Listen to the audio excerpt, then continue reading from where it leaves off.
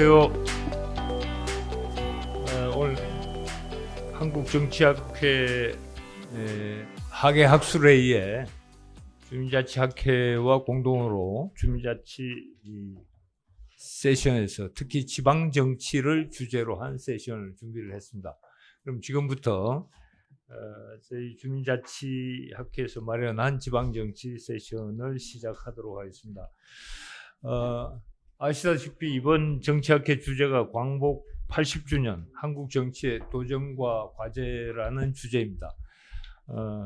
오늘 개회식에서도 여러 말씀들이 계셨습니다만 역시 한국 민주주의가 공고화에 제대로 이르지 못하고 회색지대에서 진퇴를 반복하고 있는 것은 역시 그중에 가장 중요한 요인 중에 하나가 지방이 없는 한국 민주주의, 지방이 없는 한국 정치가 아닌가 그런 생각을 해봤습니다.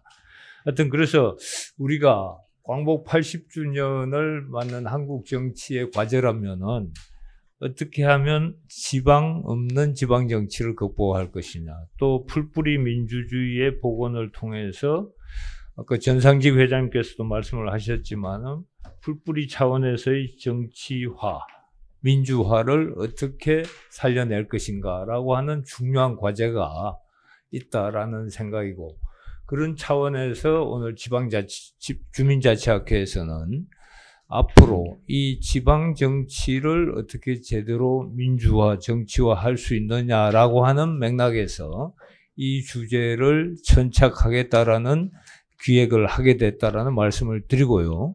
그 첫걸음이 오늘의 회의가 되었다라는 말씀을 드립니다. 그런 측면에서 사실은 회의 기획 단계에 많은 시간을 들이지 못했지만은 오늘 두 분 발제자께서 정말 중요한 문제점들을 제기를 해 주실 겁니다. 특히 차재권 교수님께서는 한국지방정치학회 회장도 역임을 하고 계시지만은 어떤 우리나라 지방 정치를 앞으로 어떻게 접근할 것인가, 방법과 내용과 방향에 대해서 매우 짧은 시간이지만 매우 심도 있는 정리를 해 주셨다는 말씀을 드리고, 이어서 고려대학교 신재혁 교수님께서는 지방 정치 복원의 가장 중요한 이슈라고 할 수 있는 읍면동 민주화, 그 중에서 읍면동장 직선제를 어떻게 우리가 실천에 옮길 수 있겠냐라는 차원에서 주제 발제를 해 줄 것입니다. 그래서 그런 측면에서 오늘 우리 부산의 학술회의가 매우 의미 있는 첫걸음이 될 것이다라는 말씀을 드리면서 오늘 저희 세션을 시작하도록 하겠습니다. 우선 오늘 저희 귀빈들이, 중요한 분들이 많이 참석을 해 주셨는데 간단히 소개를 드리도록 하겠습니다. 늘 주민자치에 각별한 애정을 가지고 계신 주민자치학회의 전상직 회장님 오셨습니다. 감사합니다. 이어서 주민자치 편집위원장을 역임하고 계신 전영평 교수님께서 참석하셨습니다.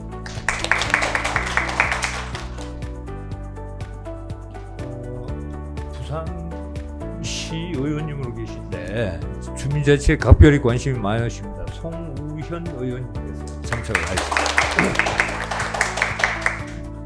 또 주민자치 일선에 계신 우리 분들이 많이 참석을 하셨는데, 경남 주민자치회 상임이사님을 맡고 계신 차현지 선생님께서 귀한 걸음 해주셨습니다. 네. 또 우리 김영화 사무총장님 참석을 했습니다. 강영화 회장님, 죄송합니다. 예. 서울에서 오셨는데 이섬숙 회장님께서 참석을 하셨습니다. 또 주민자치평가원의 원장을 맡고 계신 이장원 전 서울시 국장님 참석하셨습니다. 일단 소개는 이 정도로 해두고 먼저 오늘 발제하실 두 분들은 먼저 소개를 드리도록 하겠습니다. 차재권 교수님은 현재 부경대학교 교수님으로 계시고요. 한국지방정치학회 공동회장을 맡고 계십니다.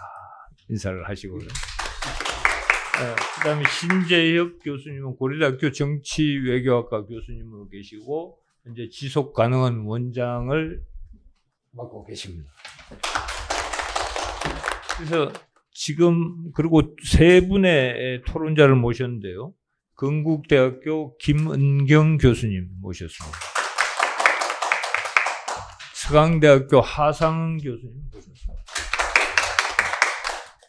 세종연구원의 김흥주 박사님 모셨습니다. 그래서 두 분 선생님께서 약 25분 내지 30분 정도의 발제를 해주시고 토론 선생님들께서는 15분 내지 20분 정도 이어서 플로의 토론으로 돌입하도록 하겠습니다. 두 분이 파워포인트로 발제를 해주실 것이기 때문에 저희들은 플로에서 이렇게 듣도록 하겠습니다. 부탁드립니다.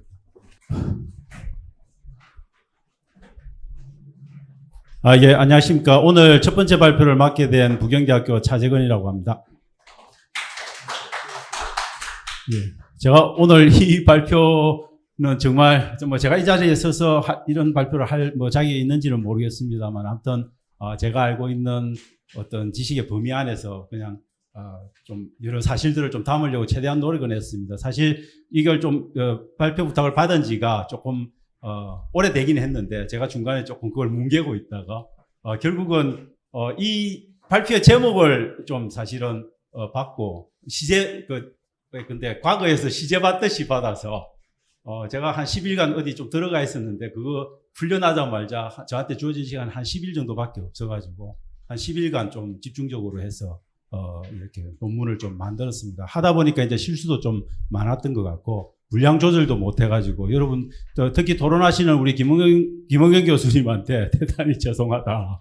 이런 내용 없는 것들 이렇게 장황하게 써서 너무 죄송하다는 말씀을 좀 드리고 싶습니다. 그런 부분들 조금 너르게 이해하시고 조금 들어주십사 부탁을 드립니다. 제가 말씀드릴 거는 지방정치의 개념과 방법론입니다. 그래서 이걸 어떻게 그럼 이 시제를 어떻게 해결할까 고민을 되게 많이 하다가 그냥 가장 쉬운 방법은 지금까지 특히 정치학과 행정학을 중심으로 해서 지방정치라고 하는 키워드를 갖고 연구한 그런 논문들이 어떤 방향으로 가고 있는지를 조금 그냥 아주 담담하게 조금 체크해보는 그런 게 낫겠다 싶어서 그런 방법으로 조금 접근을 했습니다. 그래서 지방정치의 연구 동향을 중심으로 그렇게 만들어 가기로. 일단은 지방이 지금 여러 가지 문제점을 갖고 있다. 이건 너무도 잘 아실 거고, 여기 또 기라성 같은 우리 전상직 회장님, 또 우리 전영평 회장님 다 계셔가지고, 제가 그런 말씀을 드리기는 좀 그런데, 전체적으로 지금은 이제 저는 지방이 망해가고 있다. 소멸되어 가고 있다. 이건 그냥 상식이라고. 전 국민이 제가 볼 때는 공유하는 상식이고, 저는 지역에 사는 지역 주민들은 분노하는 상식. 이런 걸로 지금 만들어지고 있다. 그래서 역대 정부들, 지금의 이재명 정부도 마찬가지지만 역대 정부들이 다 그 사태의 심각성을 너무도 잘 알고 있습니다. 그런 상황에 와 있다. 그래서 누구든 지방을 소멸로부터 막아내야 된다. 이런 것들에 대한 생각들은 분명한데 문제는 그 해결의 방법들을 찾아 나가는 과정들은 너무도 다양하고 제가 보기에는 너무도 비효율적이어서 문제 해결을 제대로 못하고 있고, 그래서 이 문제는 저는 현대 대한민국 사회가 갖고 있는 가장 풀기 어려운 난제에 속해 있는 그런 상황이 되고 있다. 아시다시피 중앙집권 체제의 강건성은 너무도 굳건하고, 그 다음에 수도권 1극 체제, 지금 이번 이재명 정부에서 5극 3특을 이야기하고 있지만 저는 5극 3특을 아무리 강조하더라도 국정기획위원회에서 많은 제안들을 하겠지만 또 하고 있지만 저는 수도권 1극 체제를 무너뜨릴 만큼 5극 3특이 과연 예리한 칼날일까? 저는 전혀 그렇지 않을 거라고 생각합니다. 그래서 저는 사실은 개인적으로 기대를 하지 않습니다. 않을 정도로 심각한 거죠. 5극 3특의 이야기는 제가 볼 때 이명박 정부 그리고 그 이전에 노무현 정부 때부터 수도 없이 광역권 중심의 발전 계획들을 다 쏟아냈습니다만 지금껏 이루어진 건 거의 없다고 봐야 되지 않을까 싶습니다. 그 속에서 더 좀 저는 문제가 되는 거는 실제적으로 문제를 아래로부터 풀어나가야 되는 주민들의 이 문제에 대한 인식의 부재, 그리고 그 인식의 부재뿐만 아니라 그것을 풀어나가는 과정에서 지방 정치를 해나가는 엘리트들, 특히 저는 시민사회를 중심으로 혹은 학계를 중심으로 많은 사람들이 시민들의 적극적인 참여가 중요하고 자치가 중요하다고 아무리 강조하고 있지만 제대로 동원되지 못하는 문제, 이런 의식의 부재, 이런 것들이 저는 굉장히 큰 좀 문제가 있지 않느냐. 그래서 이런 것들을 좀 바꿔나갈 필요가 있는 상황에 저희들은 봉착해 있다. 뭐 그런 이제 상황에 대한 좀 인식이 좀 중요하지 않을까 하는 생각을 했고요. 그 속에서 저희들이 얼마 전에서부터인가 이게 저는 아주 오래된 현상은 아니라고 봅니다. 특히 이제 정치학을 중심으로 해서 지방 정치라고 하는 개념에 대한 새로운 어떻게 보면 눈을 뜨는 과정들이 조금 저는 있었다고 봅니다. 근데 이게 뭐 아주 오래전부터 되어 온 건 아닌 것 같고, 제가 볼 때 가장 최근 들어서는 뭐 이현출 우리 교수님 같은 분들이 특히 노력해 주신 그런 측면들도 있지만 지방 정치에 대한 어떻게 보면 정치학적인 관점에서의 눈뜨기가 있었고, 그 다음에 또 지방자치를 또 전공하시는 행정학 쪽에서도 지방자치의 개념을 조금 더 그 개념에 대한 관계는 조금 모호하지만 그런 것들을 지방정치의 관점에서 접근하려고 하는 노력들도 상당히 좀 많아지고, 그래서 지방정치라고 하는 개념에 대한 상당한 제가 볼 때는 이제 어떻게 보면 접근, 이런 것들이 되게 활성화된 측면들이 있어 왔습니다. 그래서 정치학계 같은 경우에는 저도 한때 공동회장을 뭐 하긴 했지만 지금은 아닙니다. 지금은 다른 분이 하시는데 그 지방정치학회가 조금 한 10여 년 전에 아마 발족을 했었고요. 그래서 지방정치를 조금 키워드로 해서 열심히 연구하는 그런 경향을 보여왔고, 그 다음에 지방정치학회보라고 하는 이름으로 등재지의 학회보를 만들어내기도 하고 어느 정도 성과를 거두기는 한 부분들이 있습니다. 그런데 그런 성과들 속에서도 여전히 정치학자들 그리고 행정학자들을 중심으로 해서 저는 지방정치가 도대체 그럼 뭐냐, 그 실체가 뭐냐에 대한 굉장히 다양한 오해들이 존재해왔다. 그래서 일관된 지방정치는 이런 거야라고 하는 일관된 개념에 대한 어떤 이해, 이런 것들이 저는 제대로 공유되고 있지 못하다, 뭐 이런 생각들을 좀 했고요. 그 속에서 우리가 좀 뭐 약간 아주 팬시하게 그래 이게 지방정치야라고 이야기할 수 없다면 지방정치가라고 하는 개념이 갈 수 있는 개념의 이 외연들이 어디에서부터 어디까지 펼쳐져 있는지를 조금 볼 필요는 있다. 그래서 저는 그 외연을 되게 좁게 우리가 해석하자면은 지방정부를 구성하는 제도와 선거 중심의 어떤 지방정치에 대한 데피니션이 있는 거고, 또 좀 넓게 해석하자면 그런 제도적인 장치, 정부 중심의 어떤 선거라든지 선거 같은 혹은 정부 제도 뭐 이런 것들을 넘어서는 어떤 지역 주민들, 시민들 차원에서의 참여라든지 어떤 움직임들까지 다 포괄하는 뭐 그런 개념까지도 지방정치 속에 녹여내는 것들이 맞다라고 하는 부분들이 있는 거죠. 그래서 저는 적절하게 이 협의 어느 게 뭐 더 정확한지는 뭐 어떻게 보면 알 수는 없는 거고, 그거는 지방정치에 대한 개념적 접근을 하시는 분들마다 다 스탠스가 다르기는 하지만 저는 그럼에도 불구하고 이 협의와 강의가 다 포괄되는 좀 넓은 의미에서 지방정치에 대한 개념 규정이 좀 이루어질 필요가 있지 않느냐. 그리고 이 개념 규정은 왜 중요하냐면 이 개념 규정에 따라서 이 개념에 의거해서 이제 지방정치를 연구하다 보니까 제가 바라본 지금까지의 지방정치를 연구한 그 틀 속에서는 아무래도 지방정부가 조금 협의의 개념에 갇혀있는 느낌이 좀 있더라. 그래서 그런 것들을 어떻게 극복할 건가. 이게 또 굉장히 지방정치 연구의 중요한 한 방향이 되지 않을까 하는 생각들을 했습니다. 그래서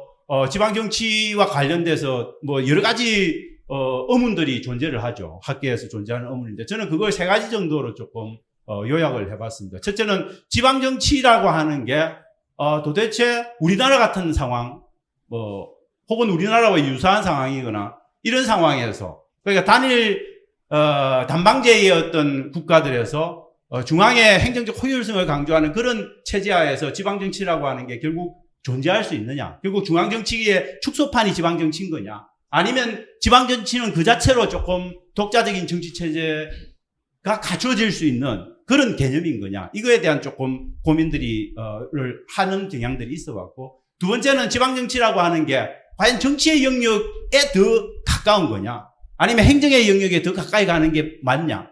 라고 하는 고민. 그러니까 이걸 정치적의 관점에서 접근할 건지 행정의 관점에서 접근할 건지라고 하는 고민들이 조금 존재를 했다. 그래서 이거는 제가 볼 때는 행정학계는 당연히 뭐 행정의 영역에서 접근하는 경향이 강하고, 그 다음에 정치학계는 정치의 영역에서 접근하는 경향이 강한데, 뭐 저는 이제 그런 것들이 요즘은 이제 거버넌스라고 하는 조금 더 모호한 개념, 뭐 그런 것들로 또 접근하면서 합쳐지는 경향도 있지만, 아무튼 이 두 개가 조금 서로 이렇게 경쟁하고 있다라고 보시면 될 것 같고, 그 다음에 세 번째는 지방정치의 범위를 어디까지 도대체 가져가야 되는가. 뭐 알몬드 버버 같은 경우에는 뭐 명확하게 이야기를 합니다. 그건 제도 아까 말씀드렸던 협의의 개념에 조금 한정할 필요가 있다. 그렇게 접근하고 있는 거고, 최근에 나타나는 여러 가지 행위자 중심의 제도주의라든지 사회운동론 차원에서는 그거를 넘어서는 그 안에 있는 실질적인 지역 주민들, 그 인디비주얼 액트들의 어떤 그런 사고와 인식과 행동을 조금 더 강조하는 방향으로 나아가고 있어서, 이런 것들 사이에 거대한, 제가 볼 때는 지방정치 연구를 둘러싼 어떤 거대한 어떤 담론적인 경쟁들이 있어 왔다. 그렇게 볼 수 있을 것 같습니다. 그 속에서 이제 제가 뭐 하는 연구의 목적은 너무 그냥 간단한 거고요. 지금 아까 말씀드렸듯이 지방정치의 지금까지 연구 동향들을 한 10여 년의 연구 동향들을 조금 정리해서 한번 정리해보자라고 하는 말씀을 드리고 싶은 거고, 왜 굳이 그러면은 2014년부터 2025년이라고 하는 그 11년에 제한된 영역에 왜 갇혔냐? 그거는 이제 저희 정치학자 중에 중앙대 장혜영 교수님이 2014년까지 이전에 어떤 지방정치의 연구 동향을 한번 정리하신 적이 있습니다. 그래서 저는 그거에 이어서 2014년 이후에 한 10년 가까운 세월의 어떤 변화들이 어떻게 나타났는지를 좀 시리즈로 조금 정리해보는 게 낫겠다 싶어서 그렇게 말씀을 드린 겁니다. 그래서 이제 뭐 여러 가지 지방정치의 본질에 대한 다양한 이론적 시각들이 있는 건 여러분들이 너무 잘 아실 것입니다. 뭐 다양하게 이론적 시각을 분류해낼 수 있지만, 제가 분류한 방식은 저는 국가 중심적인 시각과 민주주의 중심적인 시각, 그 다음에 또 거버넌스 중심적인 시각, 지역사회 중심적인 시각의 네 가지 시각으로 조금 분류를 해봤습니다. 그래서 각각의 시각들이 갖고 있는 다 특징들이 있는 거죠. 국가 중심적인 시각은 당연히 제가 볼 때는 굉장히 조금 국가라고 하는 하드웨어 중심적으로 이해하고, 이 지방이라고 하는 지방정부는 중앙정부의 어떤 국가라고 하는 거대한 정치 권력의 틀을 유지하는 중앙 권력의 하위 체계에 불과한 거다. 뭐 이렇게 접근하는 전통적인 방식이라고 보시면 될 거고, 민주주의 중심주의적인 시각은 이제 민주주의라고 하는 어떻게 보면 제도의 운영 원리 중심으로 접근하는 좀 방식이 있다. 그래서 이런 것들은 지방정치를 민주주의 핵심 특성이라고 할 수 있는 대표성이라든지 아니면 책임성이라든지 아니면 오토노미의 관점에서 접근하는 그런 경향들이 있어 왔다고 보시면 되고, 최근도 아니죠. 뭐 아주 오래된, 어떻게 비교적 조금 많이 세월이 흐르긴 했지만, 거버넌스 중심적인 좀 시각들도 있었다. 그래서 거버넌스 중심적인 시각들이야 제가 보기에는 이제 뭐 신자유주의 세계화가 나오고, 그 속에서 뭐 NPM 운동, 그 다음에 MPG 운동 이런 것들이 나타나면서 나타난 현상인데, 이게 결국은 여러 가지 다양한 국가 공동체 내에 존재하는 다양한 청의의 액트들, 이해관계 당사자들이 협력을 통해서 뭔가를 해나가는 그런 협력적인 수평적인 네트워크 구조의 어떤 어떻게 보면 지방자치의 원리 뭐 이런 것들을 강조하는 시각에서 지방정치를 보는 시각이라고 보시면 될 거고, 지역사회 중심적인 시각은 약간 민주주의 시각하고 조금 오버래핑 되는 부분들이 있는데, 이거는 결국은 지방정치의 핵심은 생활세계에 있는 거다 이렇게 보는 거고요. 그 생활세계를 구성하는 개별적인 지역 주민들이 갖고 있는 인식과 태도와 행동, 이런 것들이 굉장히 중요하다. 그래서 그거에 초점을 맞춰서 연구를 해나가는 그런 연구들이라고 볼 수 있고, 요게 제가 볼 때는 지금 현재 주민자치중앙협의회 같은 데서 가장 조금 고민하고 있는 그런 주제가 아닐까 싶습니다. 그래서 요런 네 가지 시각들 속에서 있고, 방법론적인 측면에서 조금 보면, 방법론은 당연히 정량적인 방법과 정성적인 방법이라고 하는 큰 틀에서 구분이 가능하다고 볼 수 있는 거고, 이건 뭐 제가 따로 말씀 안 드려도 아마 이해하실 거라고 봅니다. 그 다음에 이제 방법론 중에서도 특히 이 분야에서 굉장히 많이 쓰이고 있는 방법론이 사례 연구라고 볼 수 있습니다. 그래서 사례 연구도 이제 단일 사례 연구가 있고 비교 사례 연구가 이제 폭넓게 활용되고 있는데, 단일 사례 연구와 비교 사례 연구가 굉장히 중요한 방법론, 정성적인 방법론으로 좀 채택되고 있는 부분들이 있다. 뭐 이런 말씀을 좀 드리고 싶고, 이런 것들이 갖고 있는 차이들은 뭐 다 아실 거라고 생각해서 제가 중간에 되게 좀 개념적인 부분들은 스킵하고 넘어가도록 하겠습니다. 그래서 이런 이제 전체적인 지방 정치에 대한 연구와 관련된 이론적인 틀, 그 다음에 방법론적인 분석의 어떤 기준 이런 것들을 갖고 이제 저희들은 이제 논문에 대한 실제적으로 지방 정치의 10년에 걸친 연구 동향을 조금 정리를 하게 된 겁니다. 그래서 전체적으로 저희들이 이 학술 논문 데이터베이스를 걸고서 거기에서 지방 정치라고 하는 키워드를 보유하고 있는 논문들을 쫙 긁어 모았습니다. 긁어 모았는데 그 논문들을 긁어 모으니까 한 800 몇십 편 나오더라고요. 근데 그 800 몇십 편의 논문들을 처음에는 다 분석하려고 덤비니까 그 안에는 너무도 다양한 영역의 주제들이 너무도 많아서 이걸 조금 더 정치와 행정학에 조금 더 포커스되어 있는 걸로 좁히자라고 생각을 해서 거기에다가 지역발전이라든지 우리가 말하는 정치학이나 행정학에서 지방정치와 관련해서 쓰는 다른 키워드와 조응해서 나타나는 그런 것들만 좀 뽑아봤습니다. 그러니까 전체적으로 한 168편이 필터링이 됐습니다. 그래서 그 168편에 필터링 된 것들을 다 어떻게 텍스트를 다 뽑아가지고 그걸 갖고 텍스트 분석을 조금 한 결과라고 보시면 될 거고, 그 속에서 이걸 어떤 틀로 그럼 분석할 거나를 고민을 해보니까 첫째로 아까 말씀드렸던 이론적 분석들이 네 가지가 어떻게 실질적인 지방정치 연구 과정에 활용되고 있다, 그 빈도가 어떻다, 그 분포가 어떻다라고 하는 걸 볼 필요가 있고, 그 다음에 방법론도 어떤 것들 중심으로 가고 있는가를 조금 말씀드릴 수 있을 것 같고, 그 다음에 연도별 특성, 특히 연도별 특성이라고 하는 건 지방선거라고 하는 이벤트를 중심으로 어떻게 분포가 되고 나타나고 있는지 뭐 이런 것들도 좀 볼 필요가 있다고 생각을 하고, 그 다음에 제가 볼 때는 이제 연구자들이 속한 연구 소속 기관의 어떤 소재지와 그 다음에 연구자들이 대상으로 하고 있는 지역의 어떤 지역별 분포가 어떻게 좀 달라지고 있는지 그런 것들도 한번 살펴볼 필요가 있을 것 같고, 그 다음에 이제 연구 분야라든지 그 외 분석의 단위를 뭐 광역을 하느냐, 아니면 전국적인 측면에서 지방정치를 접근하냐, 아니면 광역 단위에서 가냐, 아니면 광역과 기초를 섞냐, 아니면 기초에 집중하냐, 뭐 이런 방식으로 분류를 해가지고 또 분류를 해본 거고요. 그 다음에 접근하는 방법에 관한 이제 고민들, 뭐 이런 것들을 다양하게 기준으로 삼아서 분석을 해본 결과라고 보시면 될 겁니다. 그래서 지금쯤 이제 그 분석의 결과를 담은 그래프들을 중심으로 여러분들한테 조금 보여드릴 겁니다. 그래서 이론적 분석들을 관련해서 논문 편수는 민주주의 관련 논문이 굉장히 많은 거죠. 그 다음에 두 번째로가 국가 중심적인 시각이 또 굉장히 많다.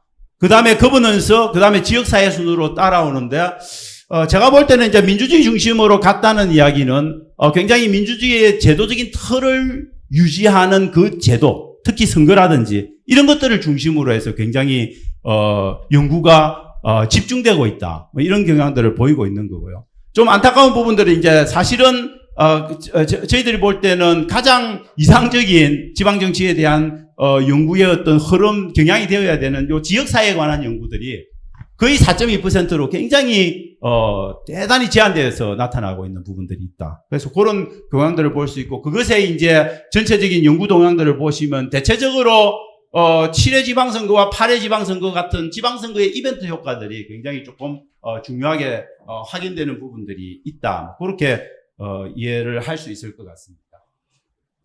그 다음에 이제 정성적 방법론에 따른 논문 편수가 이게 아마 김홍현 교수님한테 죄송한데 이 부분에 조금 여러 가지 분류의 문제점이 있는 게 뒤늦게 발견이 돼서 제가 좀 급하게 수정들을 다시 했습니다. 다시 수정을 해서 조금 내용이 좀 달라져 있는 부분들이 있을 겁니다. 그래서 전체적으로 정성적 방법론 중에서 사례 연구와 문헌 연구의 비율들을 봤습니다. 그랬더니만 사례 연구에 집중되는 경향들이 굉장히 좀 크게 나타났다. 그래서 전체적으로 한 115편 정도의 논문 중에서 87편 정도가 사례 연구로 집중되더라. 뭐 그런 경향들을 볼 수 있는 거고, 그 다음에 정량적 방법론에 따른 논문 편수들도 주로 보면 회귀 분석, 그러니까 뭐 일반 회귀든 아니면 그냥 근데 주로 이제 다중회귀 분석이겠죠. 일반적인 다중회귀 분석. 그것에 기초한 것들이 거의 50% 넘게 나오더라. 그 말은 뭐냐면 대단히 어떻게 보면 한순간에 스냅 사진만 찍고 많은 경향들이 굉장히 강한 거죠. 그 다음에 이제 로지스틱 분석도 뭐 거기에 해당되는 거니까 그것까지 다 합하면 거의 한 60% 이상이, 60% 이상이 이 대개 횡단 분석에 집중되어 있는 연구 경향을 나타내고 있는 거다. 그 다음에 조금 어떻게 보면 패널 분석이라든지 시계열 분석 같은 것들은 굉장히 적게 되고 있는 부분들이 있다. 그래서 어떻게 보면 시간의 어떤 흐름을 반영할 수 있는 종단적 데이터를 넣으려고 하는 노력들이 굉장히 정량적 분석에서도 제약되고 있다. 그러니까 당연히 여기에 플러스 다양한 종류의 요즘에 나오는 뭐 빅데이터 분석이라든지 이런 것들은 있기가 굉장히 어려운 거죠. 어떻게 보면 방법론적인 다양성이 굉장히 좀 제약되어 있는 경향들이 지방정치 연구에 있더라. 이런 걸 말씀을 드릴 수 있는 것 같고요. 그 다음에 단일 사례와 비교 사례 연구만 분석을 해보더라. 정성적 방법 중에서 단일 사례 연구가 거의 60%가 넘게 압도적으로 많더라.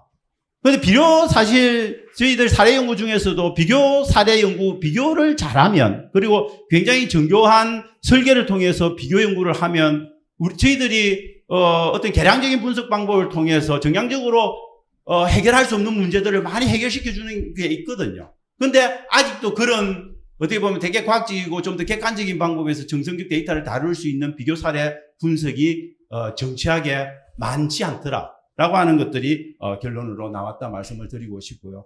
그 다음에 전체적으로 핵심 키워드의 전체적인 분포를 한번 보니까 아무래도 정당이 굉장히 크게 나타났습니다.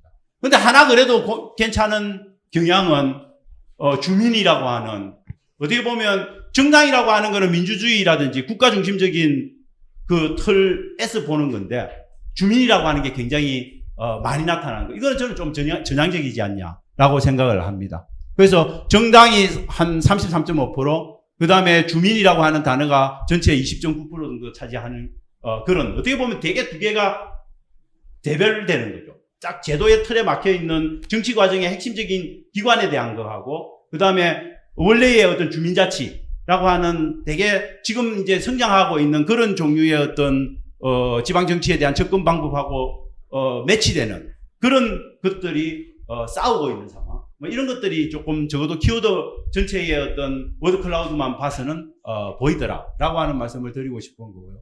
그 다음에 지방정치 관련 최대의 키워드 이런 것들을 연도별로 다 봤더만은 뭐가 압도적이더라, 정당이 거의 뭐 압도적으로 다 나타나더라라고 하는 것들을 확인을 할 수 있을 겁니다. 그래서 거의 뭐 연도 중에서 정당이 1위를 차지하는 게 거의 대부분인 거죠. 그런 것들이 있고, 그 다음에 지방정치 연구들의 어떤 핵심 키워드를 연도별로 봅니다. 정당 주민이라든지 이런 것들이 쭉 연도별로 어떻게 흘러가고 있는지를 보면 되게 부침이 좀 심한 거죠. 특히 정당 같은 경우에 이 부침은 뭐 때문입니까? 굉장히 이벤트 효과에 굉장히 많이 경도되더라. 결국은 지방정치 연구하시는 분들이 지방선거 땡 끝나면 물론 데이터가 나오죠. 데이터 나오면 그거 가지고 논문 쓰고 그다음부터는 잊어버리고 이런 패턴들이 계속되는 거죠. 제가 볼 때는 아마 주민이라든지 우리가 말하는 거버넌스적인 시각에서 접근들을 계속 좀 하는 경향이 강했다면 저는 이런 플루케이션은 아마 없지 않을까라고 생각을 하는데 그런 경향이 되게 강하다는 그런 것들을 보여주고 있다라고 말씀을 드리고 싶고, 그 다음에 지역별로 보면 서자의 소속기관 소재지별 논문 편수 당연히 서울이 많을 수밖에 없습니다. 이건 그냥 서울에 연구자들이 많은데 중요한 건 서울에 연구자 집단이 많고 대학도 많고 연구기관도 많아서 이건 너무도 당연한 결과지만 저는 거꾸로 생각하면 우리나라 지방정치가 갖고 있는 여러 가지 문제점, 지방자치가 갖고 있는 제약에 대한 그런 것들을 생각한다면 지역에 있는 연구자들의 좀 더 분발이 필요한 부분들이 있지 않냐. 뭐 이런 생각을 하는 거죠. 그래서 저는 이게 기본적으로 이렇게 큰 차이가 날 수 있을까라고 생각을 합니다. 부산광역시가 당연히 뭐 따라가고는 있지만 그 차이가 서울특별시하고는 굉장히 크게 차이가 난다. 그 다음에 연구 대상으로 삼는 권역에 관한 이야기는 영남권 중심이다. 이게 확인이 되는 겁니다. 이게 어떻게 보면 우리나라에서 어떻게 보면 메인 프레임이죠. 그 주류. 그러니까 연구 이 학계, 지방 정치를 연구하는 학계에서도 그런 어떤 주류가 뭐냐 이걸 너무도 잘 보여주고 있는 거예요. 그런 것들이 확인이 되더라라고 하는 것을 말씀을 드리고 싶고, 그다음에 권역별 논문 편수의 연도별 이런 것들을 이제 이런 것들을 보여주고 있습니다. 그래서 전체적으로 보면 영남권이 압도적으로 많은 가운데 최근에 8회 지방선거 같은 경우에는 수도권에서 관한 연구가 압도적으로 많더라. 이거는 제가 볼 때 지방선거가 갖고 있는 그 당회의 지방선거가 갖고 있는 어떤 특징들이 조금 더 반영돼서 나타난 결과일 수도 있지 않을까 하는 생각들을 해봤습니다. 그다음에 연구 분야에 대한 이야기들을 해보면 전체적으로 역시 아까 말씀드린 정당이라든 정치 과정에 관한 것들에 거의 올인되어 있다. 이런 부분들. 이건 계속 뭐 어떤 부분에도 좀 확인되는 현상이고, 특히 공공정책에 관한 부분들이 사실은 뭐 거버넌스를 연구한다든지 이런 것들을 하면 공공정책에 관한 접근들이 훨씬 더 많아야 되겠죠. 그런데 적어도 지방정치 연구에는 그런 경향들이 정치 과정보다는 훨씬 덜 나타나더라. 그게 확인된다. 이렇게 말씀을 드리고 싶은 부분들이 있습니다. 그래서 제가 시간을 너무 많이 쓰는 것 같아서 빨리 조금 넘어가겠습니다. 분석 단위별로 논문 편서를 보면 전국을 분석 단위로 하는 논문들이 압도적으로 좀 많고, 그 다음에 광역 기초를 섞어서 하는 그런 것들이 많고, 아직도 권역 단위의 연구들이 굉장히 좀 적다. 영남권 뭐 우리가 말하는 5극 3특에 해당되는 권역 단위 중심의 이런 것들이 없다는 걸 뭘 말하냐면, 지금 예컨대 노무현 정부, 참여정부 이후로부터 권역이 강조되면서 지방정치, 지역의 발전 구도를 권역 중심으로 가져가려고 하는 경향이 굉장히 강한 게 속성인데, 지방정치는 그 경향을 못 따라가고 있는 거죠. 여전히 전통적인 광역 단위, 기초 단위의 행정체제 중심의 연구에 조금 매몰되고 있는 게, 이게 과연 올바른 거냐에 대한 고민을 좀 해볼 수 있는 부분이다 라고 말씀을 드리고 싶고요. 그다음에 학문적 접근 방법에서는 당연히 뭐 지방 정치에 관한 거니까 행정학 분야에서 아직은 행정학적인 접근을 하는 것들이 정치학적인 접근보다는 조금 지방 정치에 대한 관심은 덜한 편이다. 이렇게 말씀을 드릴 수 있을 것 같습니다. 그래서 행정학적인 접근을 하시는 분들이 지방 정치에 대한 키워드를 더 자주 사용하면서 하는 논문들이 왜 좀 늘어나지 않고, 여기 보시면 2022년부터는 뚝뚝뚝 떨어져 있습니다. 이게 왜 그럴까? 이거에 대한 이유는 조금 찾을 필요가 있다. 그런데 행정학계에서 지방정치에 대한 키워드에 대한 관심들이 조금 줄어들고 있는 게 포착된다. 그런 말씀을 조금 드리고 싶습니다. 그래서 전체적으로 결론은 뭐 저희들이 이런 이제 결론 속에서 뭐 요것도 이제 제가 롤업 하는 거니까 말씀드리고 싶고, 그래서 제가 말씀드리는 거는 이 모든 것들 속에서 제가 2016년에 장혜인 교수가 10년간을 대상으로 이전에 10년간을 대상으로 했던 연구 결과, 거기에서 장혜인 교수가 강조했던 거는 한국의 지방정치 연구의 영역의 외연적 확장이 여전히 필요하다. 분석 단위로서의 지방의 역할 확대가 필요하다. 이렇게 강조를 하셨고, 지방정치 연구 분야에 대한 다변화도 필요하다라고 외쳤는데, 그 이후로 10년 지나고 나서 저도 똑같이 외쳐야 되는 좀 아이러니한 상황이 있다는 거죠. 그 말은 뭐냐면, 여전히 지방정치를 연구하는 정치학계든 아니면 행정학계든 그 연구의 동향이 과거와 똑같이 카피되고 있다. 그래서 이 부분에 대한 어떤 한계, 이런 것들을 극복하기 위한 노력을 좀 해야 되기 때문에, 제가 볼 때는 아까 말씀드렸듯이 거버넌스나 지역사회 중심적인 시각에서 접근하려고 하는 노력들, 그 다음에 국가라고 하는 어떤 고딕한 하드웨어만 보지 말고 조금 더 소프트웨어적인 측면들에 좀 집중하는 경향들이 있어야 된다. 뭐 그래서 어떻게 보면 지역사회에 조금 포커싱하는 연구들도 좀 더 디테일하게 들어가는 경향들이 좀 필요하지 않을까 하는 것. 방법론도 아까 말씀드렸듯이 정성적인 방법론에서 정량적인 방법론으로 좀 갈 필요도 있고, 정량적인 방법론 중에서도 조금 더 시간에 종적 어떤 데이터, 종단 데이터를 갖고 조금 접근하려고 하는 경향들을 보여서 전체적으로 트렌드의 어떤 흐름들을 좀 추적하는 그런 연구들이 조금 필요하지 않을까 하는 생각들을 해봤습니다. 그 다음에 정성적인 방법론도 사례 분석에 너무 집중되어 있는데, 사례 분석하고 조금 FGI 방법이라든지 아니면 비교 사례 분석이라든지 이런 것들을 조금 위주로 하는, 어떻게 보면 사례 분석을 하더라도 단순 사례 분석만 하지 말고 조금 더 선진화된 방식으로 접근하는 방법론에 좀 세려나 이런 것들이 조금 필요하지 않을까 싶습니다. 그리고 정량적 분석도 아까 말씀드렸듯이 종단적 분석에 대한 고민들을 조금 더 강화시킬 필요가 있다. 뭐 그런 정도로 저는 적어도 10년의 연구 결과들이 연구에 대한 어떤 동향들이 좀 어떻게 보면 요약이 되더라. 그렇게 말씀을 드리겠습니다. 그래서 제가 너무 시간을 많이 써서 죄송하고, 이상으로 제 첫 번째 발표를 마치도록 하겠습니다. 여러모로 장황하게 말씀드려서 죄송합니다. 예. 네, 고맙습니다. 안녕하십니까. 아까 소개받은 신재혁입니다. 네. 앞서 차재건 교수님은, 연구, 이론 말씀을 많이 해주셨다면은, 제가 발표드릴 거는 실천에 이제 무게가 실린 것이고, 그 다음에 뭐, 보시다시피 제목이 읍면동장 선출제 도입 방안인데, 도입 방안이 지금 나온 건 아니고요. 이제 이렇게 해보겠다. 그런 계획을 지금 발표를 해드린다고 생각해 주시면 좋겠고요.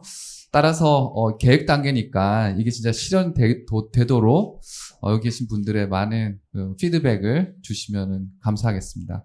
그리고 먼저 시작에 앞서가지고 제가 왜 이런 주제로 오늘 이 자리에 쓰게 됐나 잠깐 배경을 말씀드리면은 5월 행정학회 학술대회가 저기 춘천에서 열렸습니다. 그때 우리 또 전상진 회장님께서 주관하시는 요 주민자치 패널에 참가를 해서 토론을 했는데 그때 우리 전 회장님께서 마치고 저한테 특명을 주셨어요. 요 읍면동장 선거 이거 실시 방안을 좀 만들어 달라. 그래서 그날부터 이제 아직 한 석 달 만에 이제 그동안 고민해온 결과를 지금 말씀을 드리는 건데요.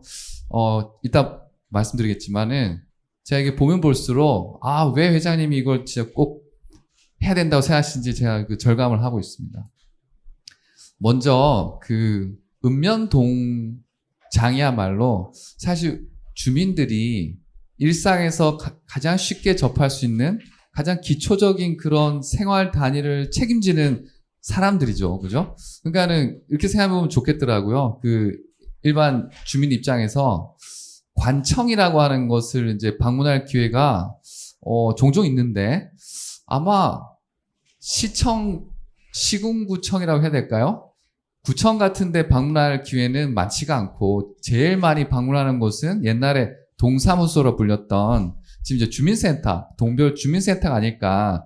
근데 그 주민센터를 방문해서 이제 여러 가지 사물을 보는데 이 주민센터의 장이 곧 동장이다.